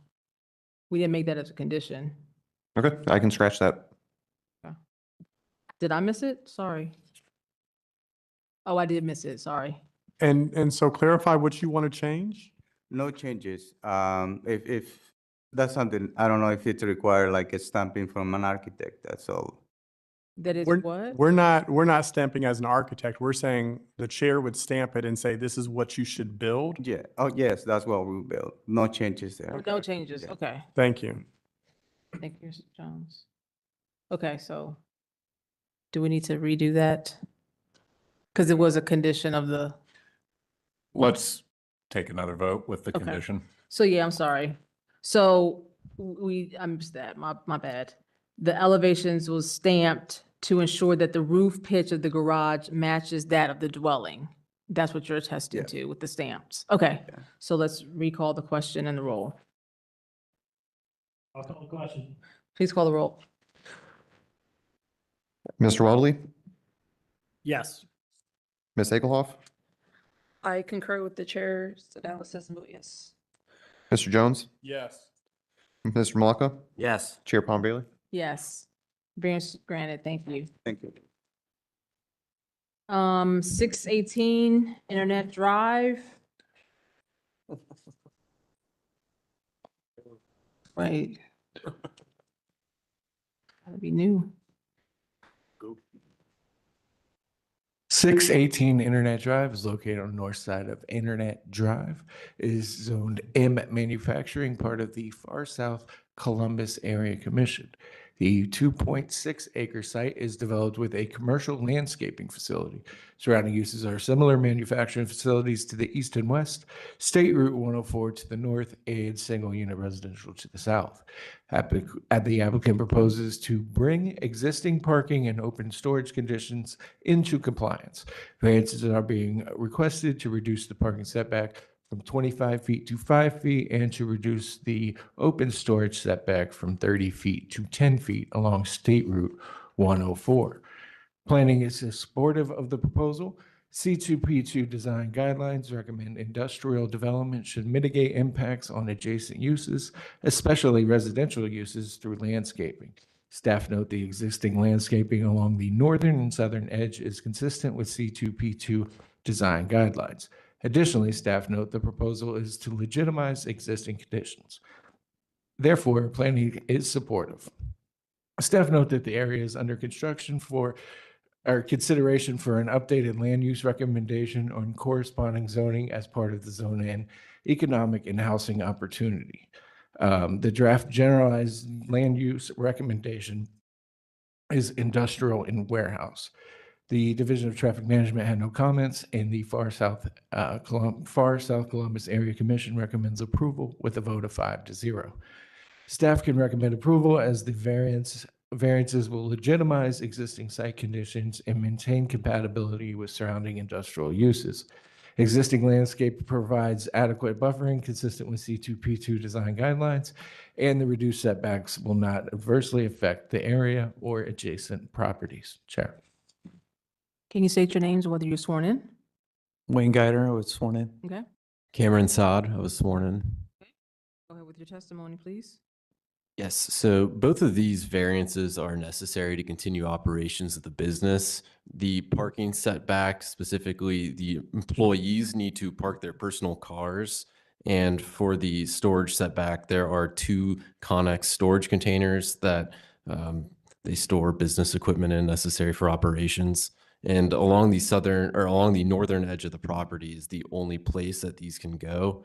The southern edge of the property, AEP has an easement along the entirety of that, and it is unusable, as well as there is a tree line which protects the southern residential residents from dust, noise, and visibility. So those are necessary, and we're not going to do those. There's a small office building, and to the northeast corner, there's also a cell phone antenna tower with an easement, so we can't put anything there. So the only places that we can put these personal vehicle parking spaces and these storage containers are on the northern part of the property, and they're both along SR 104 as well. And there's a private fence along that border, and on the public property on SR 104, there are trees and brushes, so it's not really visible at all from the highway. What is the storage? Is it only these containers? Correct, yes, it's just these 2 storage containers. Would you be accepting of a condition that would limit the open storage to being the containers? We needed the Bobcat to be able to sit there if we wanted to. That's different than this. Oh, sorry. Yes, yeah, that's different. Oh, that's different? Yeah. Okay. Yes. The reason I'm suggesting that is because this is zoned M, and you could leave there tomorrow. And if we just say that it can be open storage without limiting pile heights, not understanding what the new business operation would be, if it would fall under an acceptable use as it exists, we would have no control over that. So at least if we limit it to storage containers, we would be able to control that in the event that a new owner would come on board. What are we calling storage containers? There are 2 Connex boxes, like shipping containers. Oh, shipping containers, okay. So the storage is 2 shipping containers? Can sit there. It's like equipment. Okay, all right. So, sorry, we've been through with the core system and stuff, all sorts of fun stuff. So I was just making sure that we were clear. Yeah. Because I have a I Bobcat understand. that sits outside every once in a while. I So I was just making sure that if I park it there, it wasn't an issue. No, that's different. The Okay, parking yeah. issue is Sorry, different I than was- storage. Yep. No worries. I've gone through it, so. Okay. Okay, so do we have any other questions for the applicant? Is there anybody here that wants to speak about this application? Please come forward, ma'am. Can you take the microphone, state your name, whether or not you were sworn in? My name is Dr. Tressa Brinkley, and yes, I was sworn in. I own the property adjacent to his. So I just wanted to make sure I own on this side off of Groveport Pike. Okay. I own 2 parcels there that butt up to yours on the side that I plan to build on that are residential. So I just wanted to make sure that that's not going to affect my residential side. When you It's not say, clear where you are. Or do you need me to go up there? Right there. Oh, okay. Where it comes down into the point there. Oh, What they requested is relief from things along 104, Mm-hmm. not along Groveport nor Locke. Yeah, but Are you So it's next gonna to the, be are on- you next to the market? yes. So you're adjacent to the market with those two properties that they had to, the city had to come in and demolize? Okay, yeah, we're not even. You're we- not going over there? No, we have a Thank- little, that little dog leg. Yes. There's nothing there. Thank you. There's nothing there. My trucks stop way at the other end. Yes, okay. ma'am, we're not Thank even near you. that. Thank you. okay, you're welcome. Anybody else? Okay, the property in question, would need these variances to continue operations. The variances, are not substantial. The essential character of the neighborhood not altered. This is already a M manufacturing district. The delivery of governmental services will not be affected. The property owner's knowledge of the zoning restrictions was not stated. Their predicament, because of the way that the lot is sitting and the easements by ADP and the positioning of the operations, there is no other outcome other than to request these variances. And I think the spirit and intent behind the zoning requirement would be observed and substantial justice done by granting the variance. Are we ready to call the question with the condition that the storage is limited to the 2 shipping containers? I'll call the question with the conditions. Question's been called. Please call the roll. Ms. Egelhoff, I agree with the chair and vote yes. Mr. Jones, I agree with the chair and vote yes. Mr. Malacca, I concur as well and vote yes. Mr. Webley, I agree as well and vote yes. Chair Plummer Bailey. Yes, variance is granted. Thanks, guys. 3395 Easton Way.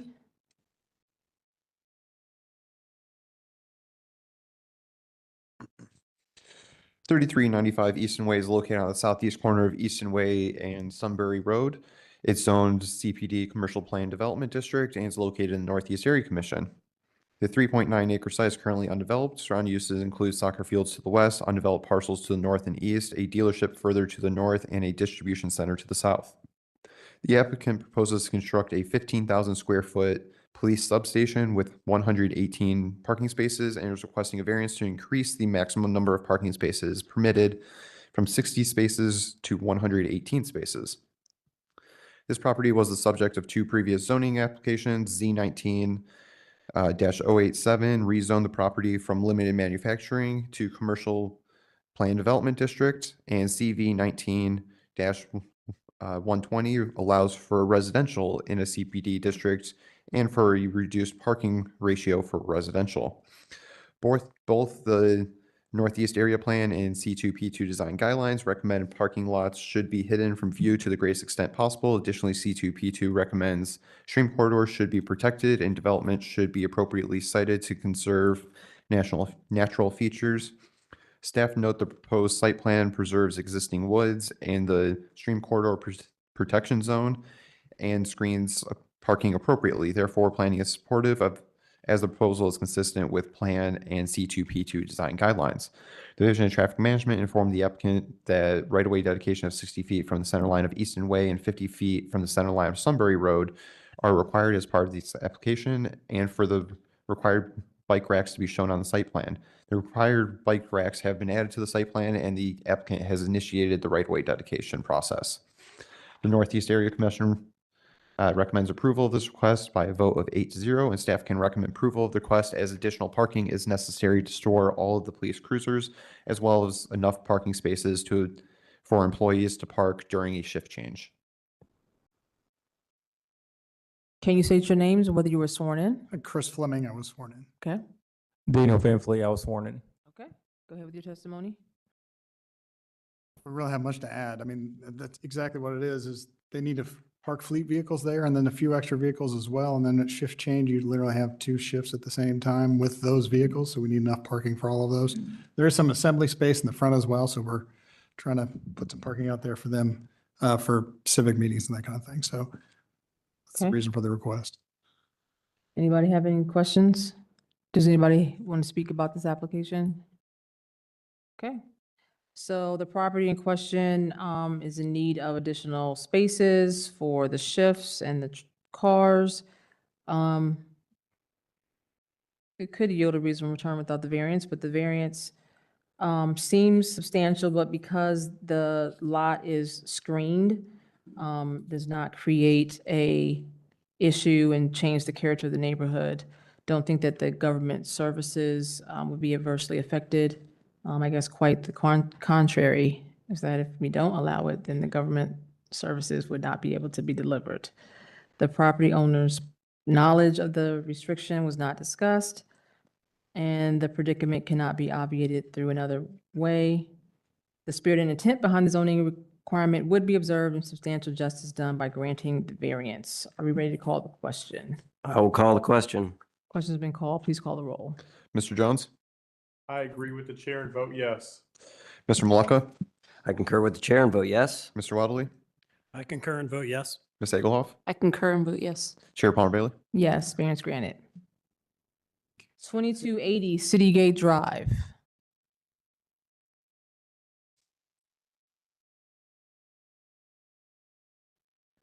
Um, 2280 Citygate Drive is located on the west side of Citygate Drive, approximately 300 feet north of Four Oaks Court. It is owned LM Limited Manufacturing and part of the Northeast Area Commission. The site is developed with a 19,215 square foot office building.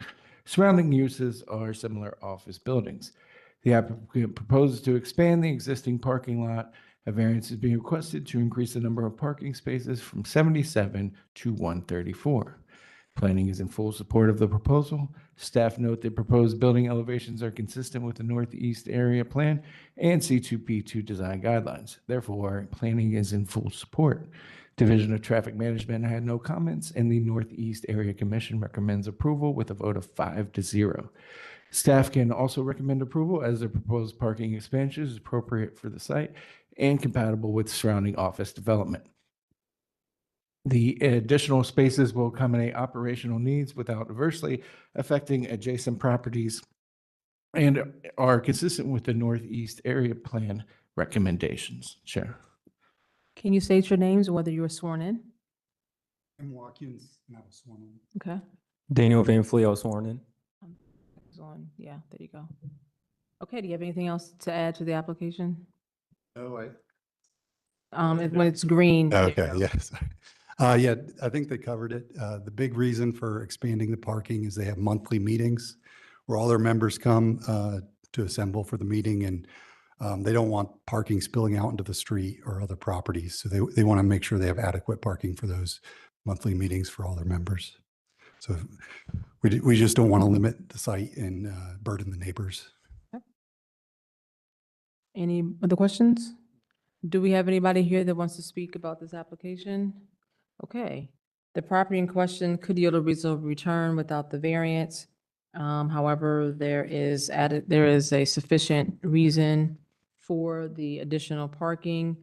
Therefore, I don't think that the variance is substantial, and I don't think that the essential character of the neighborhood would be substantially altered, nor would delivery of governmental services be adversely affected. The property owner's knowledge of the zoning restriction was not addressed. The predicament cannot be obviated through another method. The spirit and intent behind the zoning requirement would be observed and substantial justice done by granting the variance. Are we ready to call the question? I'll call the question. Question's been called. Please call the roll. Mr. Malacca? I concur with the chair's analysis and vote yes. Mr. Waddley? I also concur and vote yes. Ms. Egelhoff? I likewise concur and vote yes. Mr. Jones? I agree and vote yes. Chair Palmer Bailey? Yes, variance granted. Thank you. 483 Piedmont Road.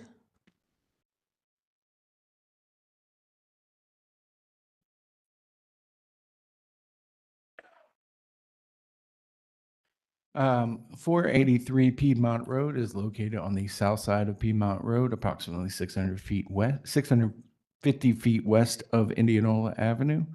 Is zoned R3 residential and part of the Clintonville Area Commission. The .17 acre site is developed with a single unit dwelling. Surrounding uses are primarily single unit dwellings. The applicant proposes to expand an existing detached garage. Variances are being requested to increase the height from 15 feet to 22 feet and to increase the square footage from 720 square feet to 1,010 square feet and to reduce the maneuvering area from 20 feet to 18 feet. Planning is supportive of the proposal. The Clintonville Neighborhood Plan recommends garages should be located behind the house and garage height should be permitted to exceed maximum height allowable by code if architecturally compatible with the primary home. Therefore, planning is supportive as the proposal is consistent with plan design guidelines. The Division of Traffic Management had no comment, and the Clintonville Area Commission recommended approval with a vote of 6-0. Staff can also recommend approval as the proposed expansion of the existing detached garage is appropriate for the site and consistent with this Clintonville neighborhood plan. Although larger and taller than most in the area, the garage remains compatible in scale and design with the surrounding development and maintains the established residential character of the neighborhood. Chair. Okay, can you state your name and whether or not you're sworn in? Hi, my name's Ruben Sotelo, and I have been sworn in. Okay. So, You are, oh, Ruben Sotelo, gotcha. yes, Ruben Okay. Sotelo. Anything to add to the application? Sorry, excuse me, sorry. Anything to add about the application? No, just those three variances. Like I said, one thing I would like to just mention, yeah, the garage is a little bigger and taller than most of the garages around that area, but about 20% will be visible from the street, and then the other will be behind the main residence. So it should be pretty much just kind of the same, just a little bit larger and taller. And what's upstairs in the garage? Upstairs is going to be storage. Okay. We plan to have a two-car garage down at the bottom where the storage will be above. And the one that's visible from the street will be stored for the van. Okay. So that's why it's a little taller than Okay. normal. Okay. Do we have any other questions for the applicant? Does anybody here want to speak about this application? Please come forward, ma'am.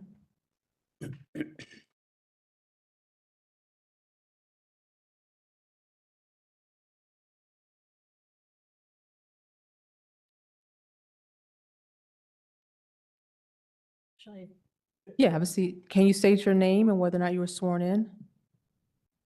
Christine Mendel, and I have not been sworn in. Okay, can you raise your right hand? The testimony you give tonight be the truth and nothing but the truth. Please state I do. I do. Okay, go ahead. I'm on the east, my husband and I are on the east side of the structure, and it's like 5.5 feet from our property line. So it's close to where I have juniper trees and a raised bed.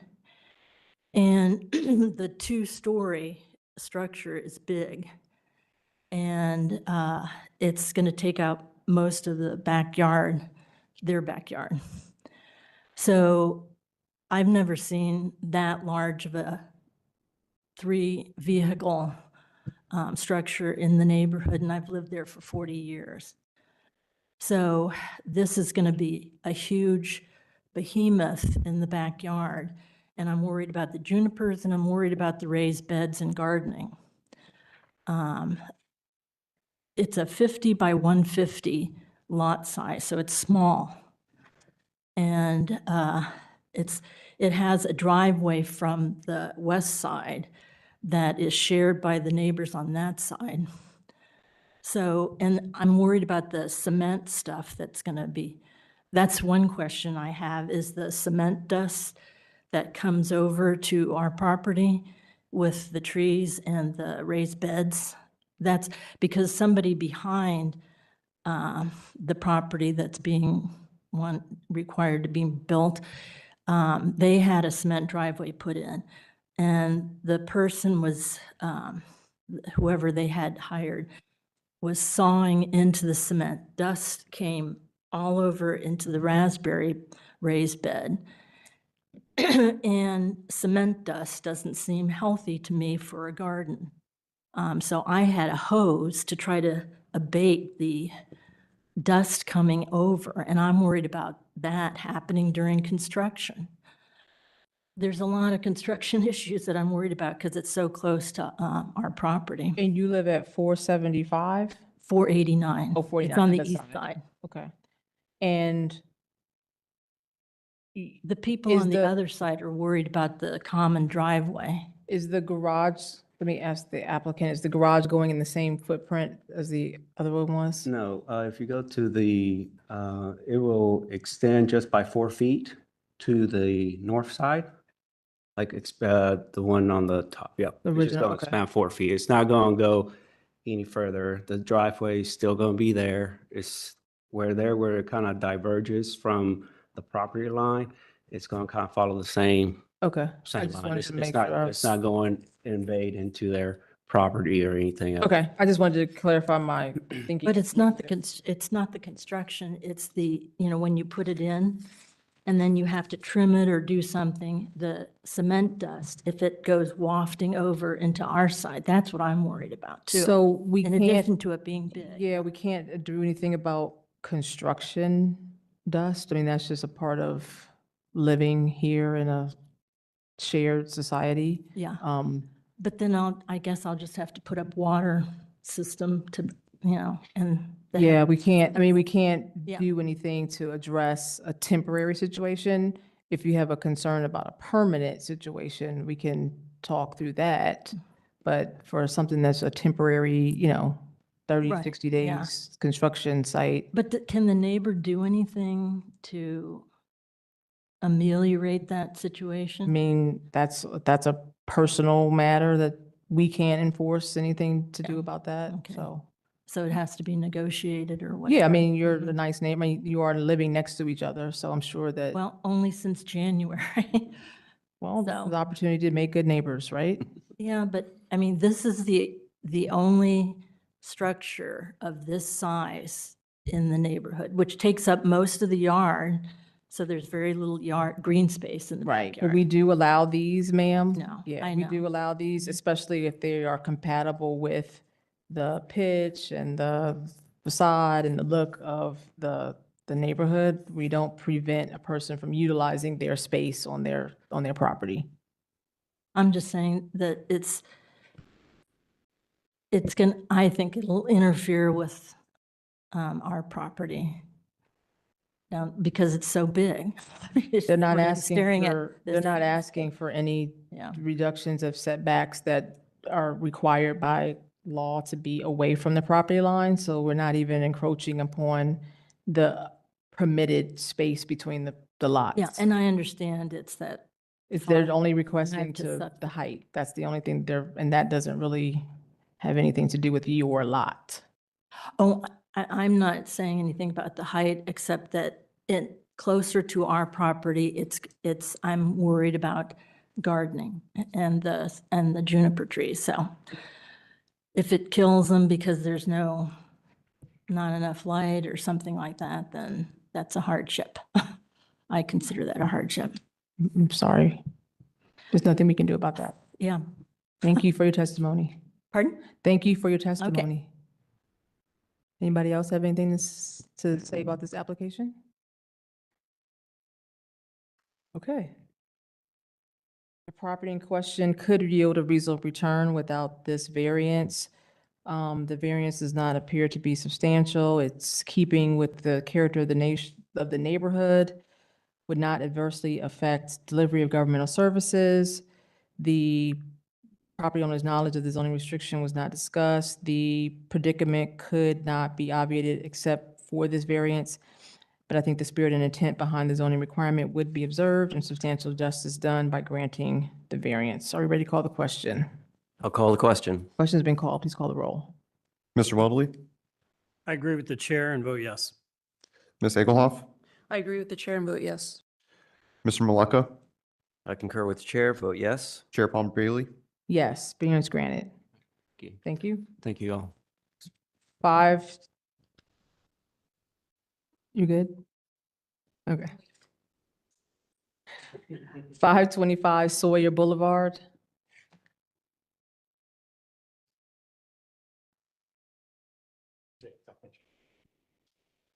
525 Sawyer Boulevard is located on the south side of Caldwell Place, approximately 570 feet north of Old Leonard Avenue. It's zoned AR2 Apartment Residential District, and it's located in the Near East Area Commission. The 7.13 acre site is currently developed with a vacant apartment complex that consists of two 15-story high rises and a single-story building connecting them and associated parking. Surrounding uses are primarily residential with a mix of single unit dwellings, 2-unit dwellings, and multi-unit dwellings, and a park to the southwest. The applicant proposes to raise the existing buildings and construct an 8-building, 380-unit, multi-unit apartment complex. Variances are being requested to reduce the minimum number of required parking spaces from 570 spaces to 275 spaces, to reduce the number of required parking lot trees from 28 to 18, to reduce the perimeter yard from 25 feet to 0 feet at its closest point. The setback varies as shown on the site plan, and to not provide a landscape buffer along the eastern and southern property lines. This property was the subject of BZA application 11310-00083, which created additional parking spaces while granting variances to not provide parking lot screening on the perimeter of the parking lot and to reduce the perimeter yard from 25 feet to 10 feet. Staff note the provided materials are consistent with Near East Area Plan design guidelines. The plan recommends the overall goal for incorporating new construction in the neighborhood is compatibility in terms of height, massings and scale, materials, porches, roof pitch, setbacks, etc. Therefore, planning is in full support of this proposal. Division of Traffic Management requested the sidewalk connection in the northwest corner of building number 7 be improved. This comment has been addressed. The applicant was directed to contact the Division of Mobility and Parking Services for information regarding a parking study. The Division of Mobility and Parking Services recommends approval of the requested parking variance for the development site at 525 Sawyer Boulevard based on the following considerations. Per Section 7 of Department of Public Service Parking Variance Review Guidelines, this project meets the criteria for a special review and is not required to complete a parking study. Specifically, the proposed development is designated as a 100% LIHTC affordable housing set aside for households earning 60% of AMI or below. Additionally, 176 of the units are designated senior housing. The division supports the parking variance requests of 295 parking spaces based on the following. CODA local lines 9 and 7 are within walking distance of the development. The CODA line 9 stops at St. Clair and Old Leonard Avenue are less than 1/4 mile walk from the site. The CODA line 7 stops on Mount Vernon Avenue is located within approximately 1/3 to 1/2 mile walking distance.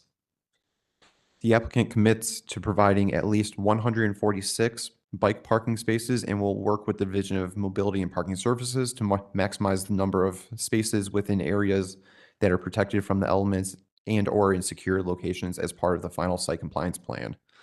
The applicant commits to working with the Division of Mobility and Parking Services to install a shared micromobility hub on or near the property. This will include working with the city's shared micromobility vendors to determine the best portfolio of devices to meet the standards of the residents within development.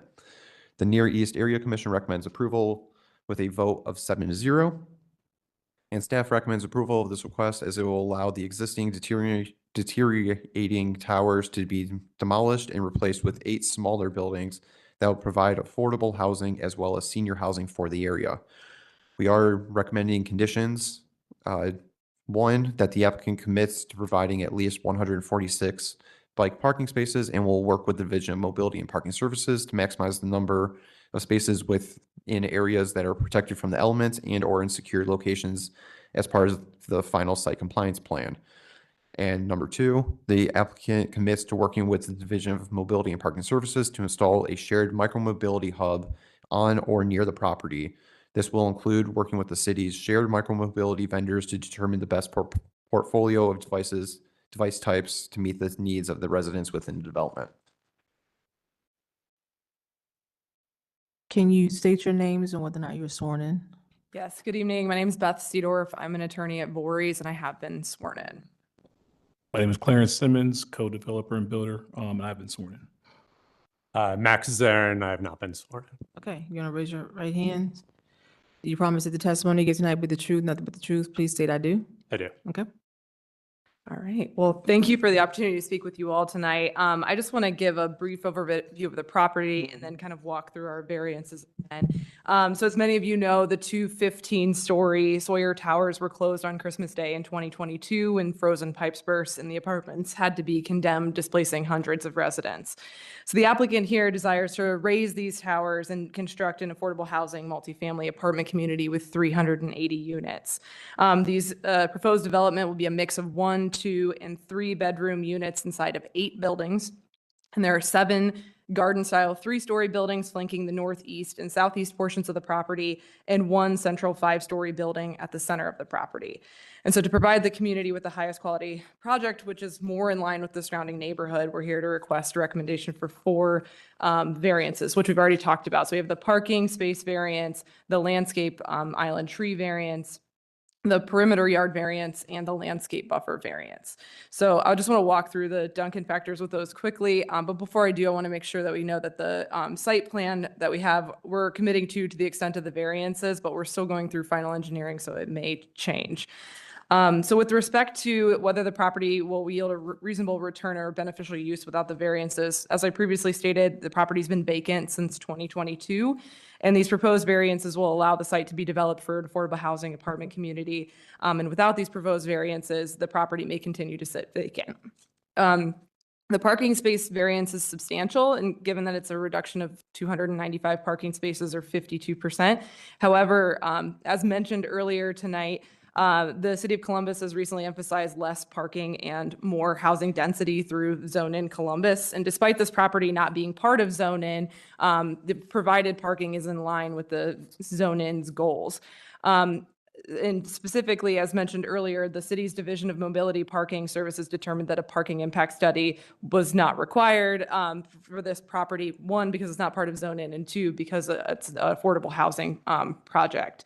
But we have, through this process, we've worked collaboratively with the City of Columbus Division of Mobility and Parking Services to provide several mitigation measures with respect to this parking variance. As mentioned earlier, the Coda Bus 9 and number 9 and 7 lines are proximate to the site. And we are committing to provide at least 146 interior and exterior bike parking spaces, and also to work with the division to locate a micro-mobility hub for bikes and scooters either on or near the property. And again, with less than about half of the units, about 176 units being reserved for seniors, we believe that all of these measures help to mitigate the parking variance. Yeah, I think we're good on the parking. If you could speak to the landscaping and the screening. Perfect. I think those are the ones that probably. Sure. With respect to the landscape tree variance, it's 10 less trees than are required. So we have 275 parking spaces required, 28 trees. We're providing 18. Given the configuration of the parking lot and the unique shape of this parcel, there's just not enough space to provide any more parking lot trees. It's important to note that on the site itself, we will have 56 trees instead of 66 trees. So it's just there's just not enough space to provide those landscape island trees. Staff, was the 28 trees because of the 570 spaces? Was that the correlation? No, that's based on the number of parking spaces provided. So it 275, they would need 28? Okay. Yes, 1 tree per 10 spaces. Okay. And of 5, we just round up. Yeah. Right, gotcha.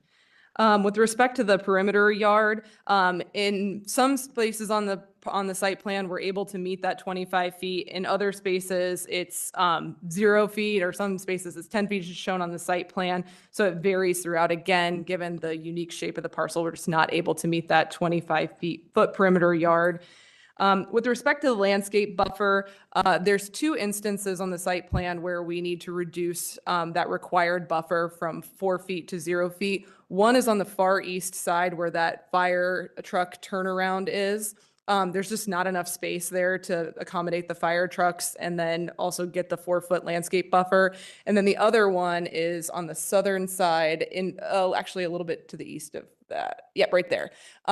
The staff comment asked us to add a sidewalk there to connect that southeasternly most building to the sports court. So in order to do that, we had to get rid of the landscape buffer. So that there's a sidewalk there now. And in both of those places, they're putting an opaque privacy fence. So there's just, it's just the fence will go there and there's just no. So the landscape other buffer. areas of the other areas of the lot, there is landscape buffering. Those are the only two places where this one's required because they front, or they're next to residentially zoned properties. Gotcha. Yep, and that's where the parking lot, like basically it's to prevent headlights from going into the What's on residentially the- zoned property.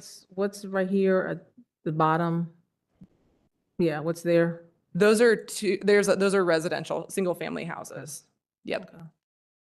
And then, so that's that. And then just want to walk through the rest of the variance factors really quickly. So in terms of the essential character of the neighborhood would be substantially altered, where they've suffered substantial detriment. Again, this area is primarily residential with multifamily to the north and single family homes to the east and south. And again, in comparison to the 15-story towers, the proposed apartment community has less units and is approximately 100 feet shorter at its tallest point than the current towers, making it more compatible with the surrounding neighborhood.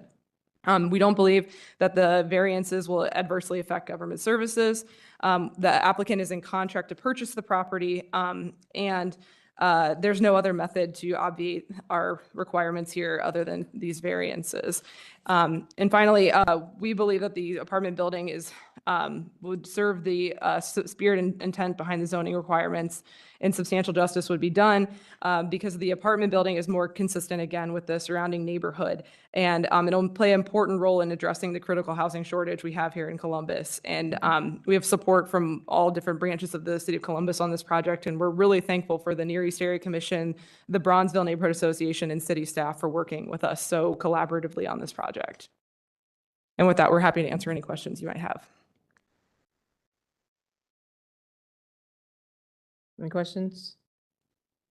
Okay, anybody here wants to speak about this application? It's moving forward. Okay. You did so well with the Duncan factors. I feel like I should just take your sheet. The property in question has been vacant since 2022. So although there could be a beneficial use of the property without the variance, I think the applicant has presented a sufficient case to show why the need for these variances and not rebuilding the towers as they were, more compatible with the neighborhood, more in line with what residents are requesting. The variances do appear to be substantial because of the significant reduction in the parking spaces, but it does seem like it's a walkable and CODA accessible area. The delivery of government services not adversely affected. The property owner does have knowledge of these zoning restrictions, thus that's why they're here.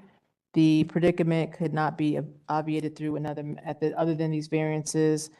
And the spirit of intent behind the zoning requirement would be observed and substantial justice done by the granting of the variance. The two conditions that the applicant said that they were in agreement with is the 146 bike parking spaces and working with the Division of Mobility Parking Services to install a shared micro mobility hub on or near the property, whatever that is. So are we ready to call the question? Call the question. Question's been called. Please call the roll. Ms. Hagelhoff, I agree with the chair's analysis. Mr. Jones, I agree and vote yes. Mr. Maleka, I concur with the analysis and vote yes. Mr. Weldley, Yes. Chair Chair Palmer Bailey. I agree and vote yes. Thank you. Variance granted. Thank you. Thank you. 393 Derer, is that right? Road? Yeah, if you could, thanks.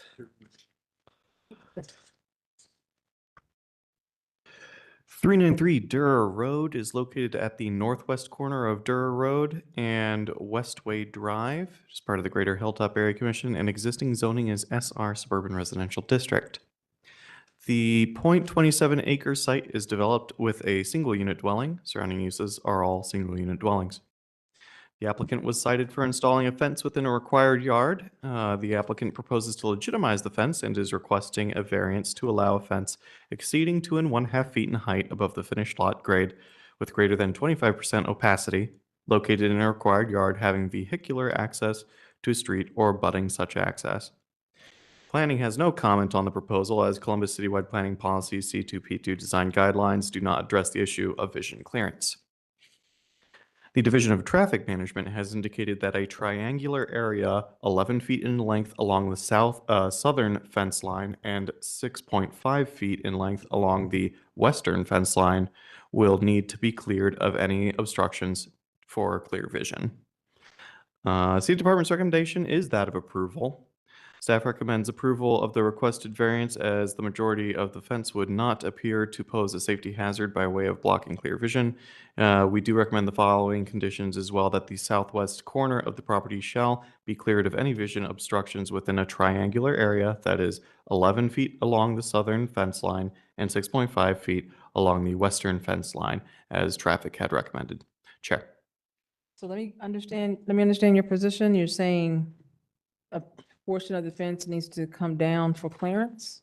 Correct. So this corner that's in question here, traffic is saying that this is the only area that would pose a clear vision issue. So they're asking for a triangular area, again, 11 feet along that southern line, I believe it was, and yeah, 6.5 feet along the western line, just a triangular area with those dimensions. Okay, understood. Yeah.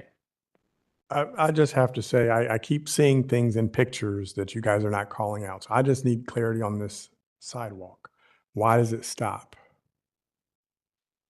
It could have been that when the house was constructed, there was not the requirement to have that sidewalk put in at the time it was constructed. But if this was a situation where this was a new build, we would require the sidewalk to be installed. As to why it does not exist currently, it would be hard to tell. Okay, thank you. So it could effectively need to be there, but it's just not there. So question for you, Dan. In the event that this sidewalk is continued at some point, is the angle cut that you've described sufficient for pedestrian traffic and you feel the safety would still be mitigated? Yes, and that was part of the consideration there. If the sidewalk was not, we took the sidewalk into consideration, that the future sidewalk, if there was a sidewalk. Okay. Cover pedestrian traffic as well. Thank you so much. Okay, can you state your names and whether or not you were sworn in? My name is Haley Stroud, and I have been sworn in. My name is John Feely. I have not been sworn in. Okay, you want to, the testimony you give tonight will be the truth, nothing but the truth. Please say, I do. I do. Thank you. Okay, so we have a vision triangle issue here. So I do have a few words. I know that this has been a really long night, so I will keep it as short as possible. So I bought the house in 2022 because we fell in love with the very large backyard with the very large matured trees. It's where my fiance and I plan to grow our family. We're getting married in just a few days, actually.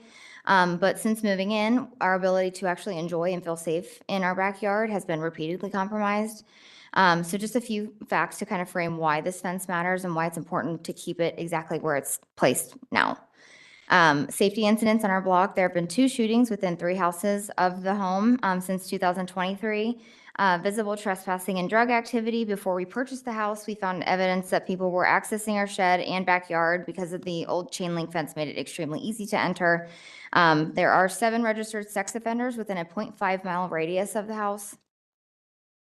Persistent trash and nuisance. From my yard, I can clearly see piles of trash and debris at the neighboring addresses, including a spray-painted sign reading Crack Shack.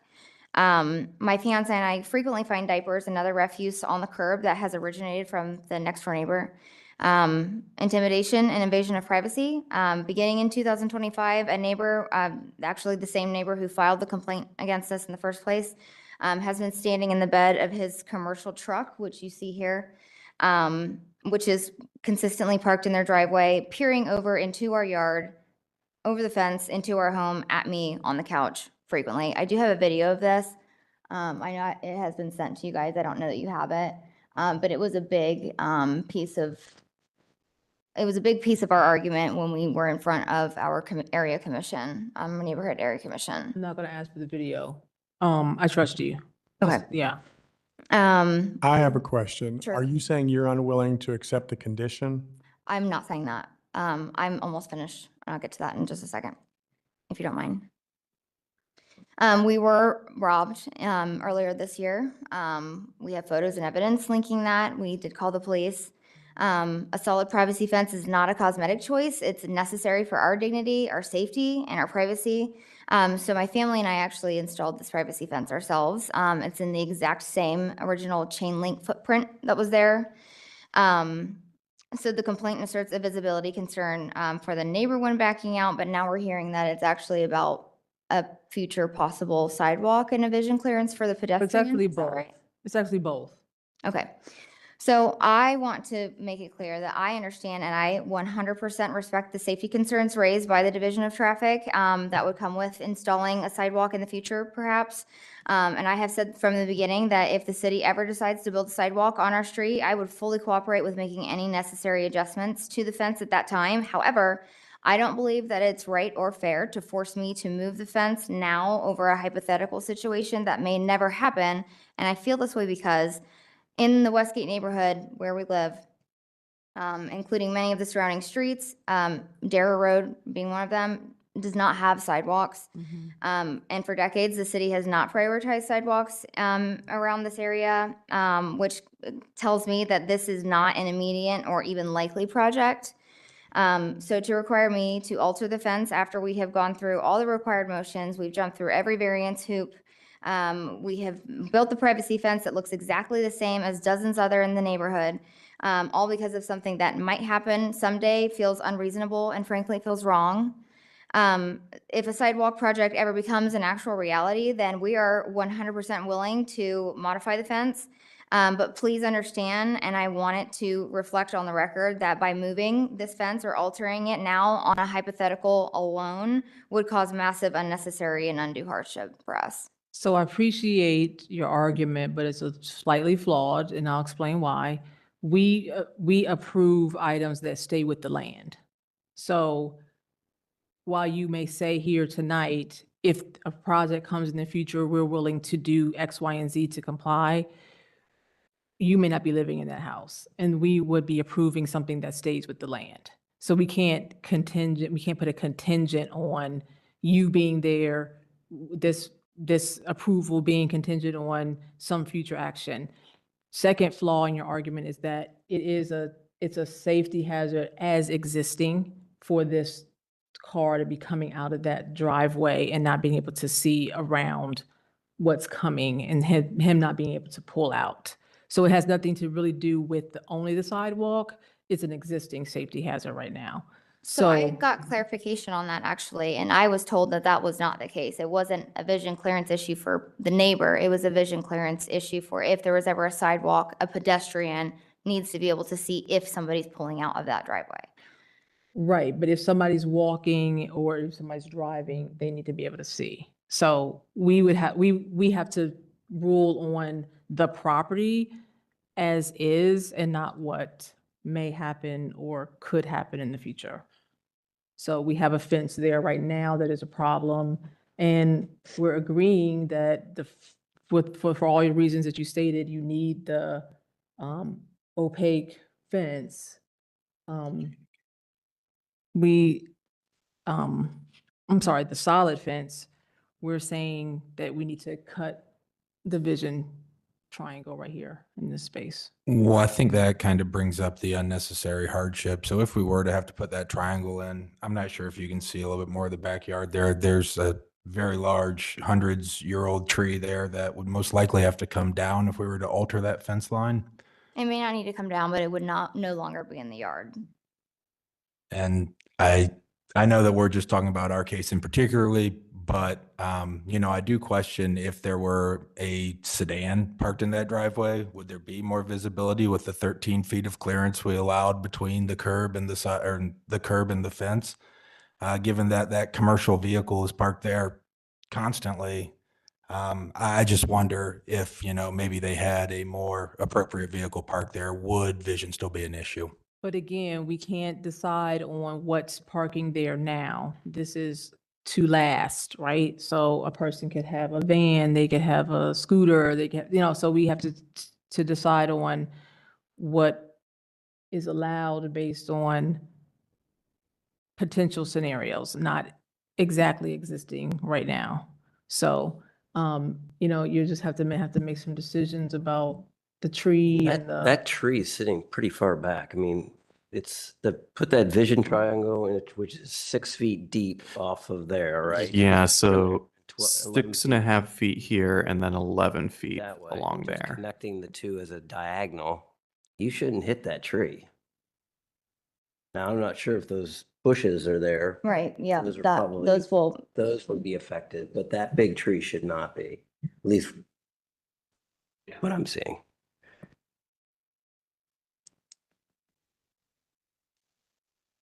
It sounds like you probably didn't get this cleared before you built the fence. We didn't think that it was a problem sitting it so far back from the curb. It's over 13 feet away from the curb, and in fact, it's a little further back from the curb than what the chain link fence was originally. We did call all the appropriate utilities, got everything marked. And then we built on, like she said, the exact same line that the chain link existed on. So, no, we were unaware that we needed to do anything other than check with the utility companies. See-through. So that's your difference right there. When you put the solid fence up, then you created a vision issue.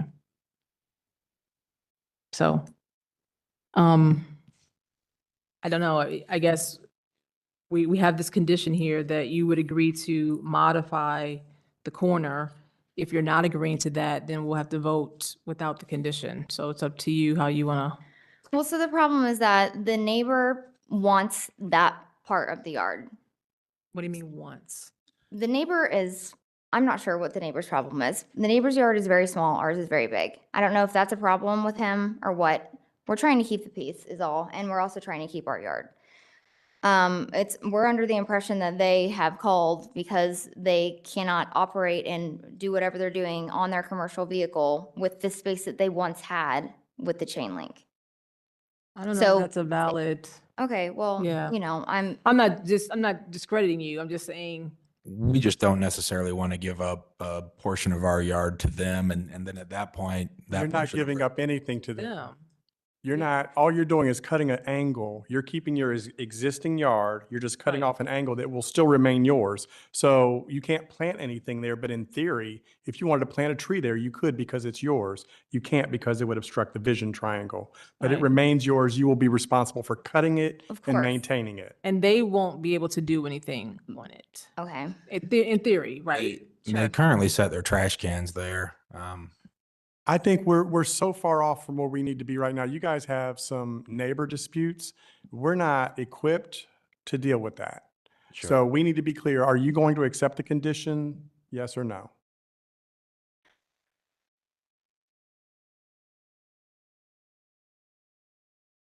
What is our option if we don't?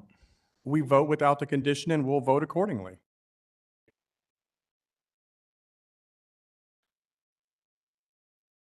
Yeah, we'll do what we need to do. Okay. Is there anybody else that wants to speak about this application? Do we have any other questions for the applicant?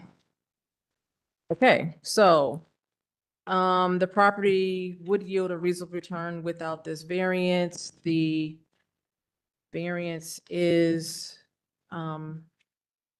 not substantial. The essential character of the neighborhood is not altered. The variance does not affect delivery of governmental services. The property owner testified that they did not know that this fence, even though it was in the same place as the other fence, was be creating a problem. The property owner's predicament has to be obviated through this variance request. I think the spirit and intent behind the zoning requirement would be observed and substantial justice done by granting the variance with the condition the safety issue would be resolved with the condition. So are we ready to call the question Call the question with the condition? with the condition. Thank you. Mr. Jones, I agree and vote yes. Mr. Malekpa, I concur as well and vote yes. Mr. Weatherly, I agree and vote yes. Ms. Egelhoff, I agree and vote yes. Chair Palmer Bailey. Agree, variance granted. 1192 West Mound Street.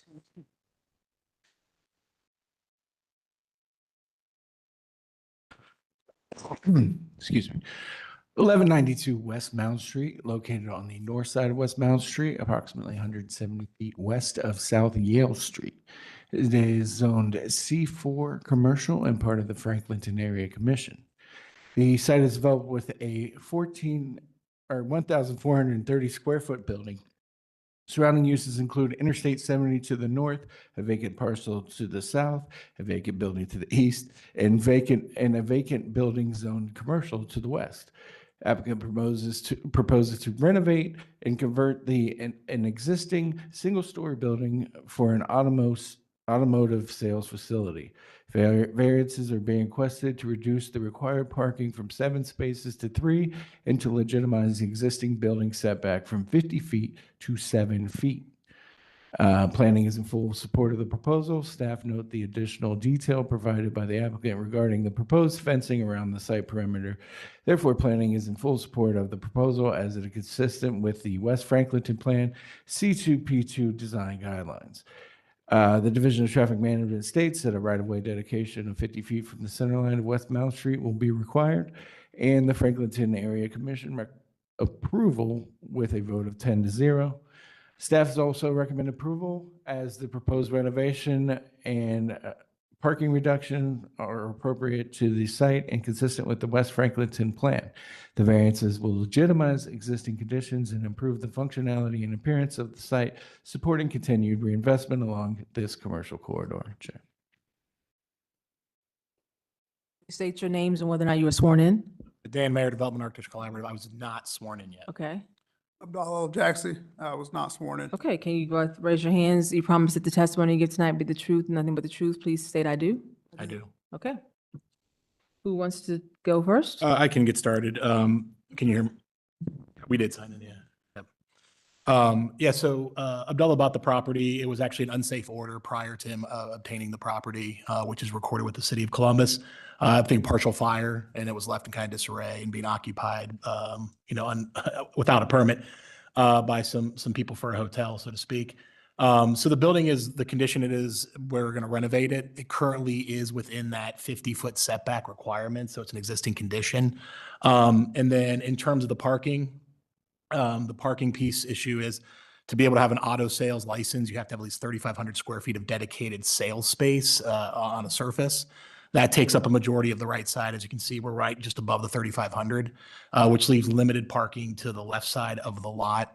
But additionally, as we kind of explained in both the meetings with the commission, the area commission is, this is more of an appointment only type of sales shop. It's not like it's an open auto sales where people just drive by and go, I want to buy a car today. So usually it's a setup agreement to come and meet with somebody and work with them on a particular car and selection.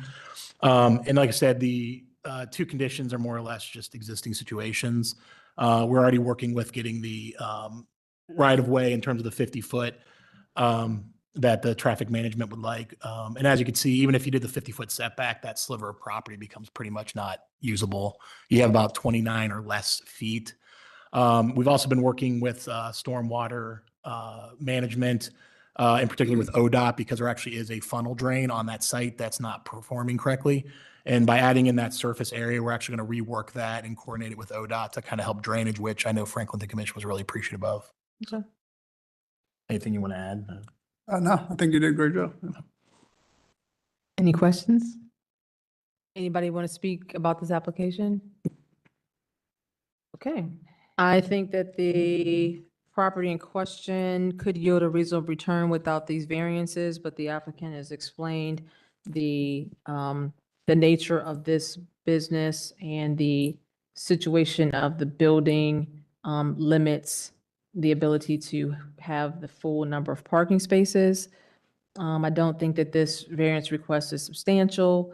I don't think that the essential character of the neighborhood is substantially altered. This is already in a commercial district. The variance would not adversely affect delivery of governmental services. The ownership with knowledge that the zoning restriction was unaddressed. I think the predicament cannot be obviated through another method other than this variance. And I think that the spirit and intent behind the zoning requirement would be observed and substantial justice done, as this is not a significant change to the property. There are no conditions. Are we ready to call the question? I will call the question. Question's been called. Please call the roll. Mr. Maleka, I concur with the chair and vote yes. Mr. Weldley, Ms. Egelhoff, I concur with the chair's analysis and vote yes. Mr. Jones, I agree and vote yes. Chair Palmer Bailey. Yes, variance granted. Thank you. Looks like you have another one here. 1055 Bellows Avenue. That's correct. I'll be on this one as well. Thank you. Okay. 1055 Bellows Avenue is located on the south side of Bellows Avenue, approximately 100 feet east of South Cypress Avenue. It's zoned R4 residential and located in the Franklinton Area Commission. The 0.17 acre site is developed with a single unit dwelling. Surrounding uses are primarily single unit dwellings with a church to the north and vacant lots to the southeast. The applicant proposes to split the lot into 2 lots for the construction of a 2-story single unit dwelling and is requesting variances to reduce the minimum required lot width from 50 feet to 30 feet for both parcels, and to reduce the minimum permitted eastern side yard from 3 feet to 2 feet 3 inches for the existing primary structure on parcel 1, and to 6 inches for the existing detached garage on parcel 1. C2P2 recommends the appropriateness of infill development should be measured in terms of height, width, setbacks, and lot coverage. Therefore, staff note the proposed garage elevations are consistent with West Franklinton plan and C2P2 design guidelines. Therefore, planning is in full support. Division of Traffic Management has no comments. The Franklinton Area Commission recommends approval with a vote of 9-0. Staff can recommend approval of the requested variances as the proposed lot widths are similar to other existing lots in the area, and the side yard setback for the primary structure is in an existing condition. The proposed single unit dwelling will be code compliant in terms of setback and lot coverage. Okay, can you state your name, whether you're sworn in? Daniel Merritt of Architects Collaborative, and I have been recently sworn in. Okay. Yeah, so originally when they bought the property, and actually this was even confusion in the Franklinton Commission meeting, it looked as though the property was still split. So there was a line kind of hanging there, and it turns out that it wasn't split. It was combined at some point, but certain graphics weren't updated, especially certain GIS maps. So all the owner is basically doing is taking it back to the original split, which creates the 2 properties, which is much more in tune with the 30-foot kind of pattern that goes down that street. Additionally, as a result, the new proposal, the new house is all within compliance. It's actually the existing house, which he owns both properties. The existing house, because of the slight angle, is 2'3" at the front, and actually gets bigger than 3 foot as you go to the back. And the existing garage, which is really a storage facility, but it's bigger than defined storage per code, the garage is 6 inches closer to the property. And we've acknowledged that in order to get that lot split, which will come up in that process, that we're going to have to fire rate those to a certain level. And if not, then we would have to theoretically potentially remove the storage building in particular. And so we're kind of aware of all that in terms of the lot split limitations with the proximity in terms of parcel 1. Again, parcel 2, I believe, meets all the requirements that are per the zoning. So this is just getting the property back to original That's correct. state. That's Okay. exactly right. Yep. And this is in line with the rest of the Franklinton area? Yeah, it's running that 30 foot across the board. I mean, even if you look at the site map, I mean, it's literally right down 30 feet all the way. Okay. So we don't know when it was combined. Like I said, the commissioner for the zoning side, Mr. Chambers, he kept asking, he's like, it's already split. And we're like, no, it's not split. It's actually combined. So it was a little bit of a confusion when he acquired the property. Okay. Any questions? Is anybody here who wants to speak about this property application, I mean? Okay, so going through the property in question could yield a reasonable return without this variance. The variance is to get the property back in line with the character of the neighborhood to the lot size of 30 feet. The variance would not adversely affect the delivery of governmental services. The property owner purchased the property without knowing this restriction because it looked like there was confusion around what was actually happening with the split or no split. The owner's predicament in order to get this back in line, they have to request these variances to get the split. And I think the spirit and intent behind the zoning requirement would be observed and substantial justice done by granting the variance because we like to keep neighborhoods looking consistent and similar to each other. There are no conditions. Are we ready to call the question? Well, question. Question's been called. Please call the roll. Mr. Weddley, I concur with the chair and vote yes. Ms. Egelhoff, I agree with the chair and vote yes. Mr. Jones, I agree and vote yes. Mr. Maleka, I concur as well and vote yes. Chair Palmer Bailey.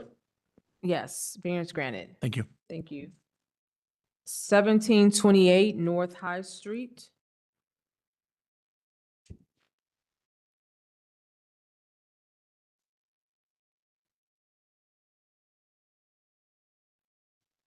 Seventeen 1728 North High Street is located at the southeast corner of East 13th Avenue and North High Street. It's owned UCR Urban Core District and is located in the University Area Commission. The 0.3 acre site is developed with 2 eating and drinking establishments separated by a small parking and loading area. Surrounding uses include a mix of retail uses and eating and drinking establishments to the north, eating and drinking establishments and a live music venue to the south, multi-unit dwellings to the east, and Ohio State University to the west. The applicant proposes to replace the existing wooden bar structure with a shipping container bar and is requesting a special permit to allow for a portable building to remain on site permanently. This property has been the subject of 3 previous BZA applications. BZA application 11310-00525 reduced the number of required parking spaces required from 35 to 0 when the use was converted from commercial retail space to an eating and drinking establishment. BZA 19-039 reduced the number of additional required parking spaces and loading spaces, as well as reduced the required clear vision triangle for in addition to the patio. And BZA 23-132 reduced the number of additional required parking spaces, bicycle parking spaces, loading spaces, reduced the vision triangle, and waived dumpster screening for the construction of an event space. Planning has no comment as the University District Plan does not address the matter of special permits. Staff note the site is located within the University Impact District Review Board. The UIDRB recommends approval of this request. Division of Traffic Management has no comments. The University Area Commission recommends approval with a vote of 10-0. And staff can recommend approval of the special permit as it is temporary and will only be located on the property through the end of the football season, mid-January, at which point the applicant will begin construction on a previously approved addition. We are recommending the condition that the special permit will expire at the end of January 2026. And is that your recommendation because they already have these other variance approvals to build something on that lot? That's correct. If we can go to either a site visit or site photo to the back. Yeah, so as you guys, I'm sure remember, Dane had a case where they're going to do an event space that's going to connect Midway Bar on the right to the ethylene tank building that's on the left. They plan on starting that construction early next year. So that's why that condition is only through the end of January. Okay. Okay, can you state your name and whether or not you were sworn in? Yes, my name is Abdul Manamni and I was sworn in. Okay. Yeah. Do you agree with that condition for the special permit to expire at the end of January 2026? Yeah, that is that's the property owner's intention. Okay. To use it through the football season. Okay. In terms of the actual construction, I believe, what was mentioned was early summer, midsummer is the goal for the construction start date.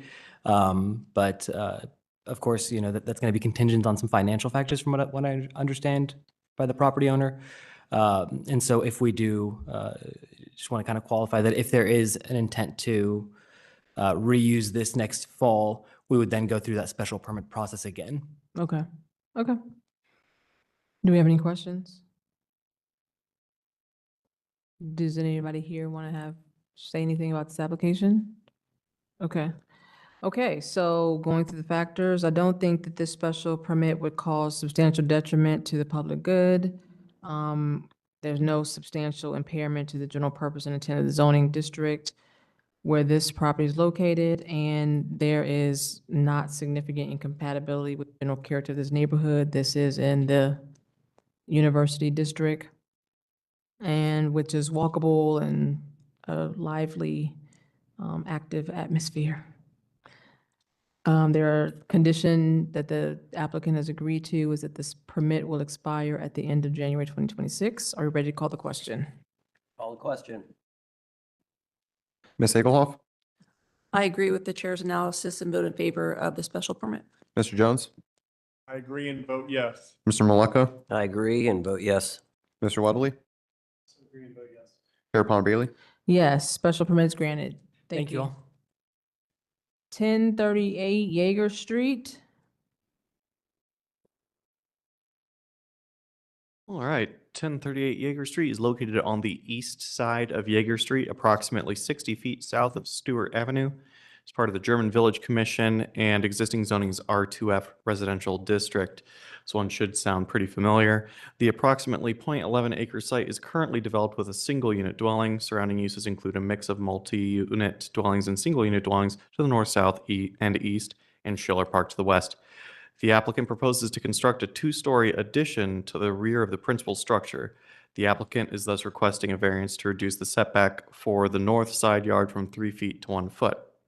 The same requested variance was previously granted via BZA 23-122, but construction did not begin before the previous board order expired, hence their return to BZA.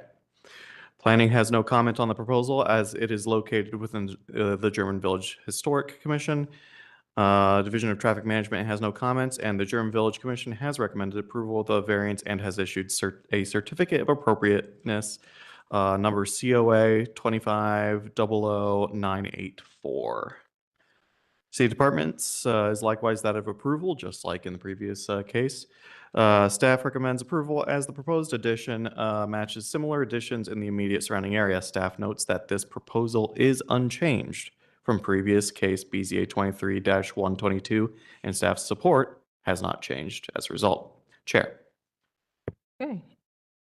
Can you state your name, whether or not you were sworn in? Nils Root, and I was sworn in, yes. Go ahead with your testimony. This is a variance to build an addition on our home. As gentleman said, similar addition that's on other houses on the block. We're the only home that doesn't have an addition. So it'll look similar or smaller. And yeah, it was approved before, but we didn't move forward with construction, waited a little bit, saved a little more. Interest rates came down, and now we're going to do it. Okay. If you let us. Okay. Anybody have any questions for the applicant? There's no one here to even come up to speak. So I will go through the factors. I think this property could yield a reasonable return without the variance as the owner has been living in it. The variance is not substantial to reduce the side yard from 3 feet to 1 foot. It still does allow for a space in between lots. The character of the neighborhood not substantially altered. The variance would not adversely affect the delivery of governmental services. The property owner's knowledge of the zoning restriction, they're here requesting this right now. The owner's predicament could not be obviated through another method. And I think the spirit and intent behind the zoning requirement would be observed and substantial justice done by granting the variance. There are no conditions. Are we ready to call the question? I will call a question. Question has been called. Please call the roll. Mr. Jones, Agree and vote yes. Mr. Maleka, I agree as well and vote yes. Mr. Weatherly, Ms. Egelhoff, I agree and vote yes. Chair Palmer Bailey. Yes, variance granted. I Thank you. do have another number here. Is that not right? There should Yep, be there- another case, but it would appear that the applicant's not here. Ironically, the applicant is the city of Columbus. Do we want to, what do we want to do with this? I guess it's We gonna have should to be table. tabled. Okay, We so usually entertain requests for tabling. 6504 East Broad Street, applicant is not here. Do we have a motion to table? So moved. Second. Second. Please call the roll. Mr. Maleka, Yes. Mr. Weatherly, Ms. Egelhoff, Yes. Mr. Jones, Yes. Chair Palmer Bailey. Yes.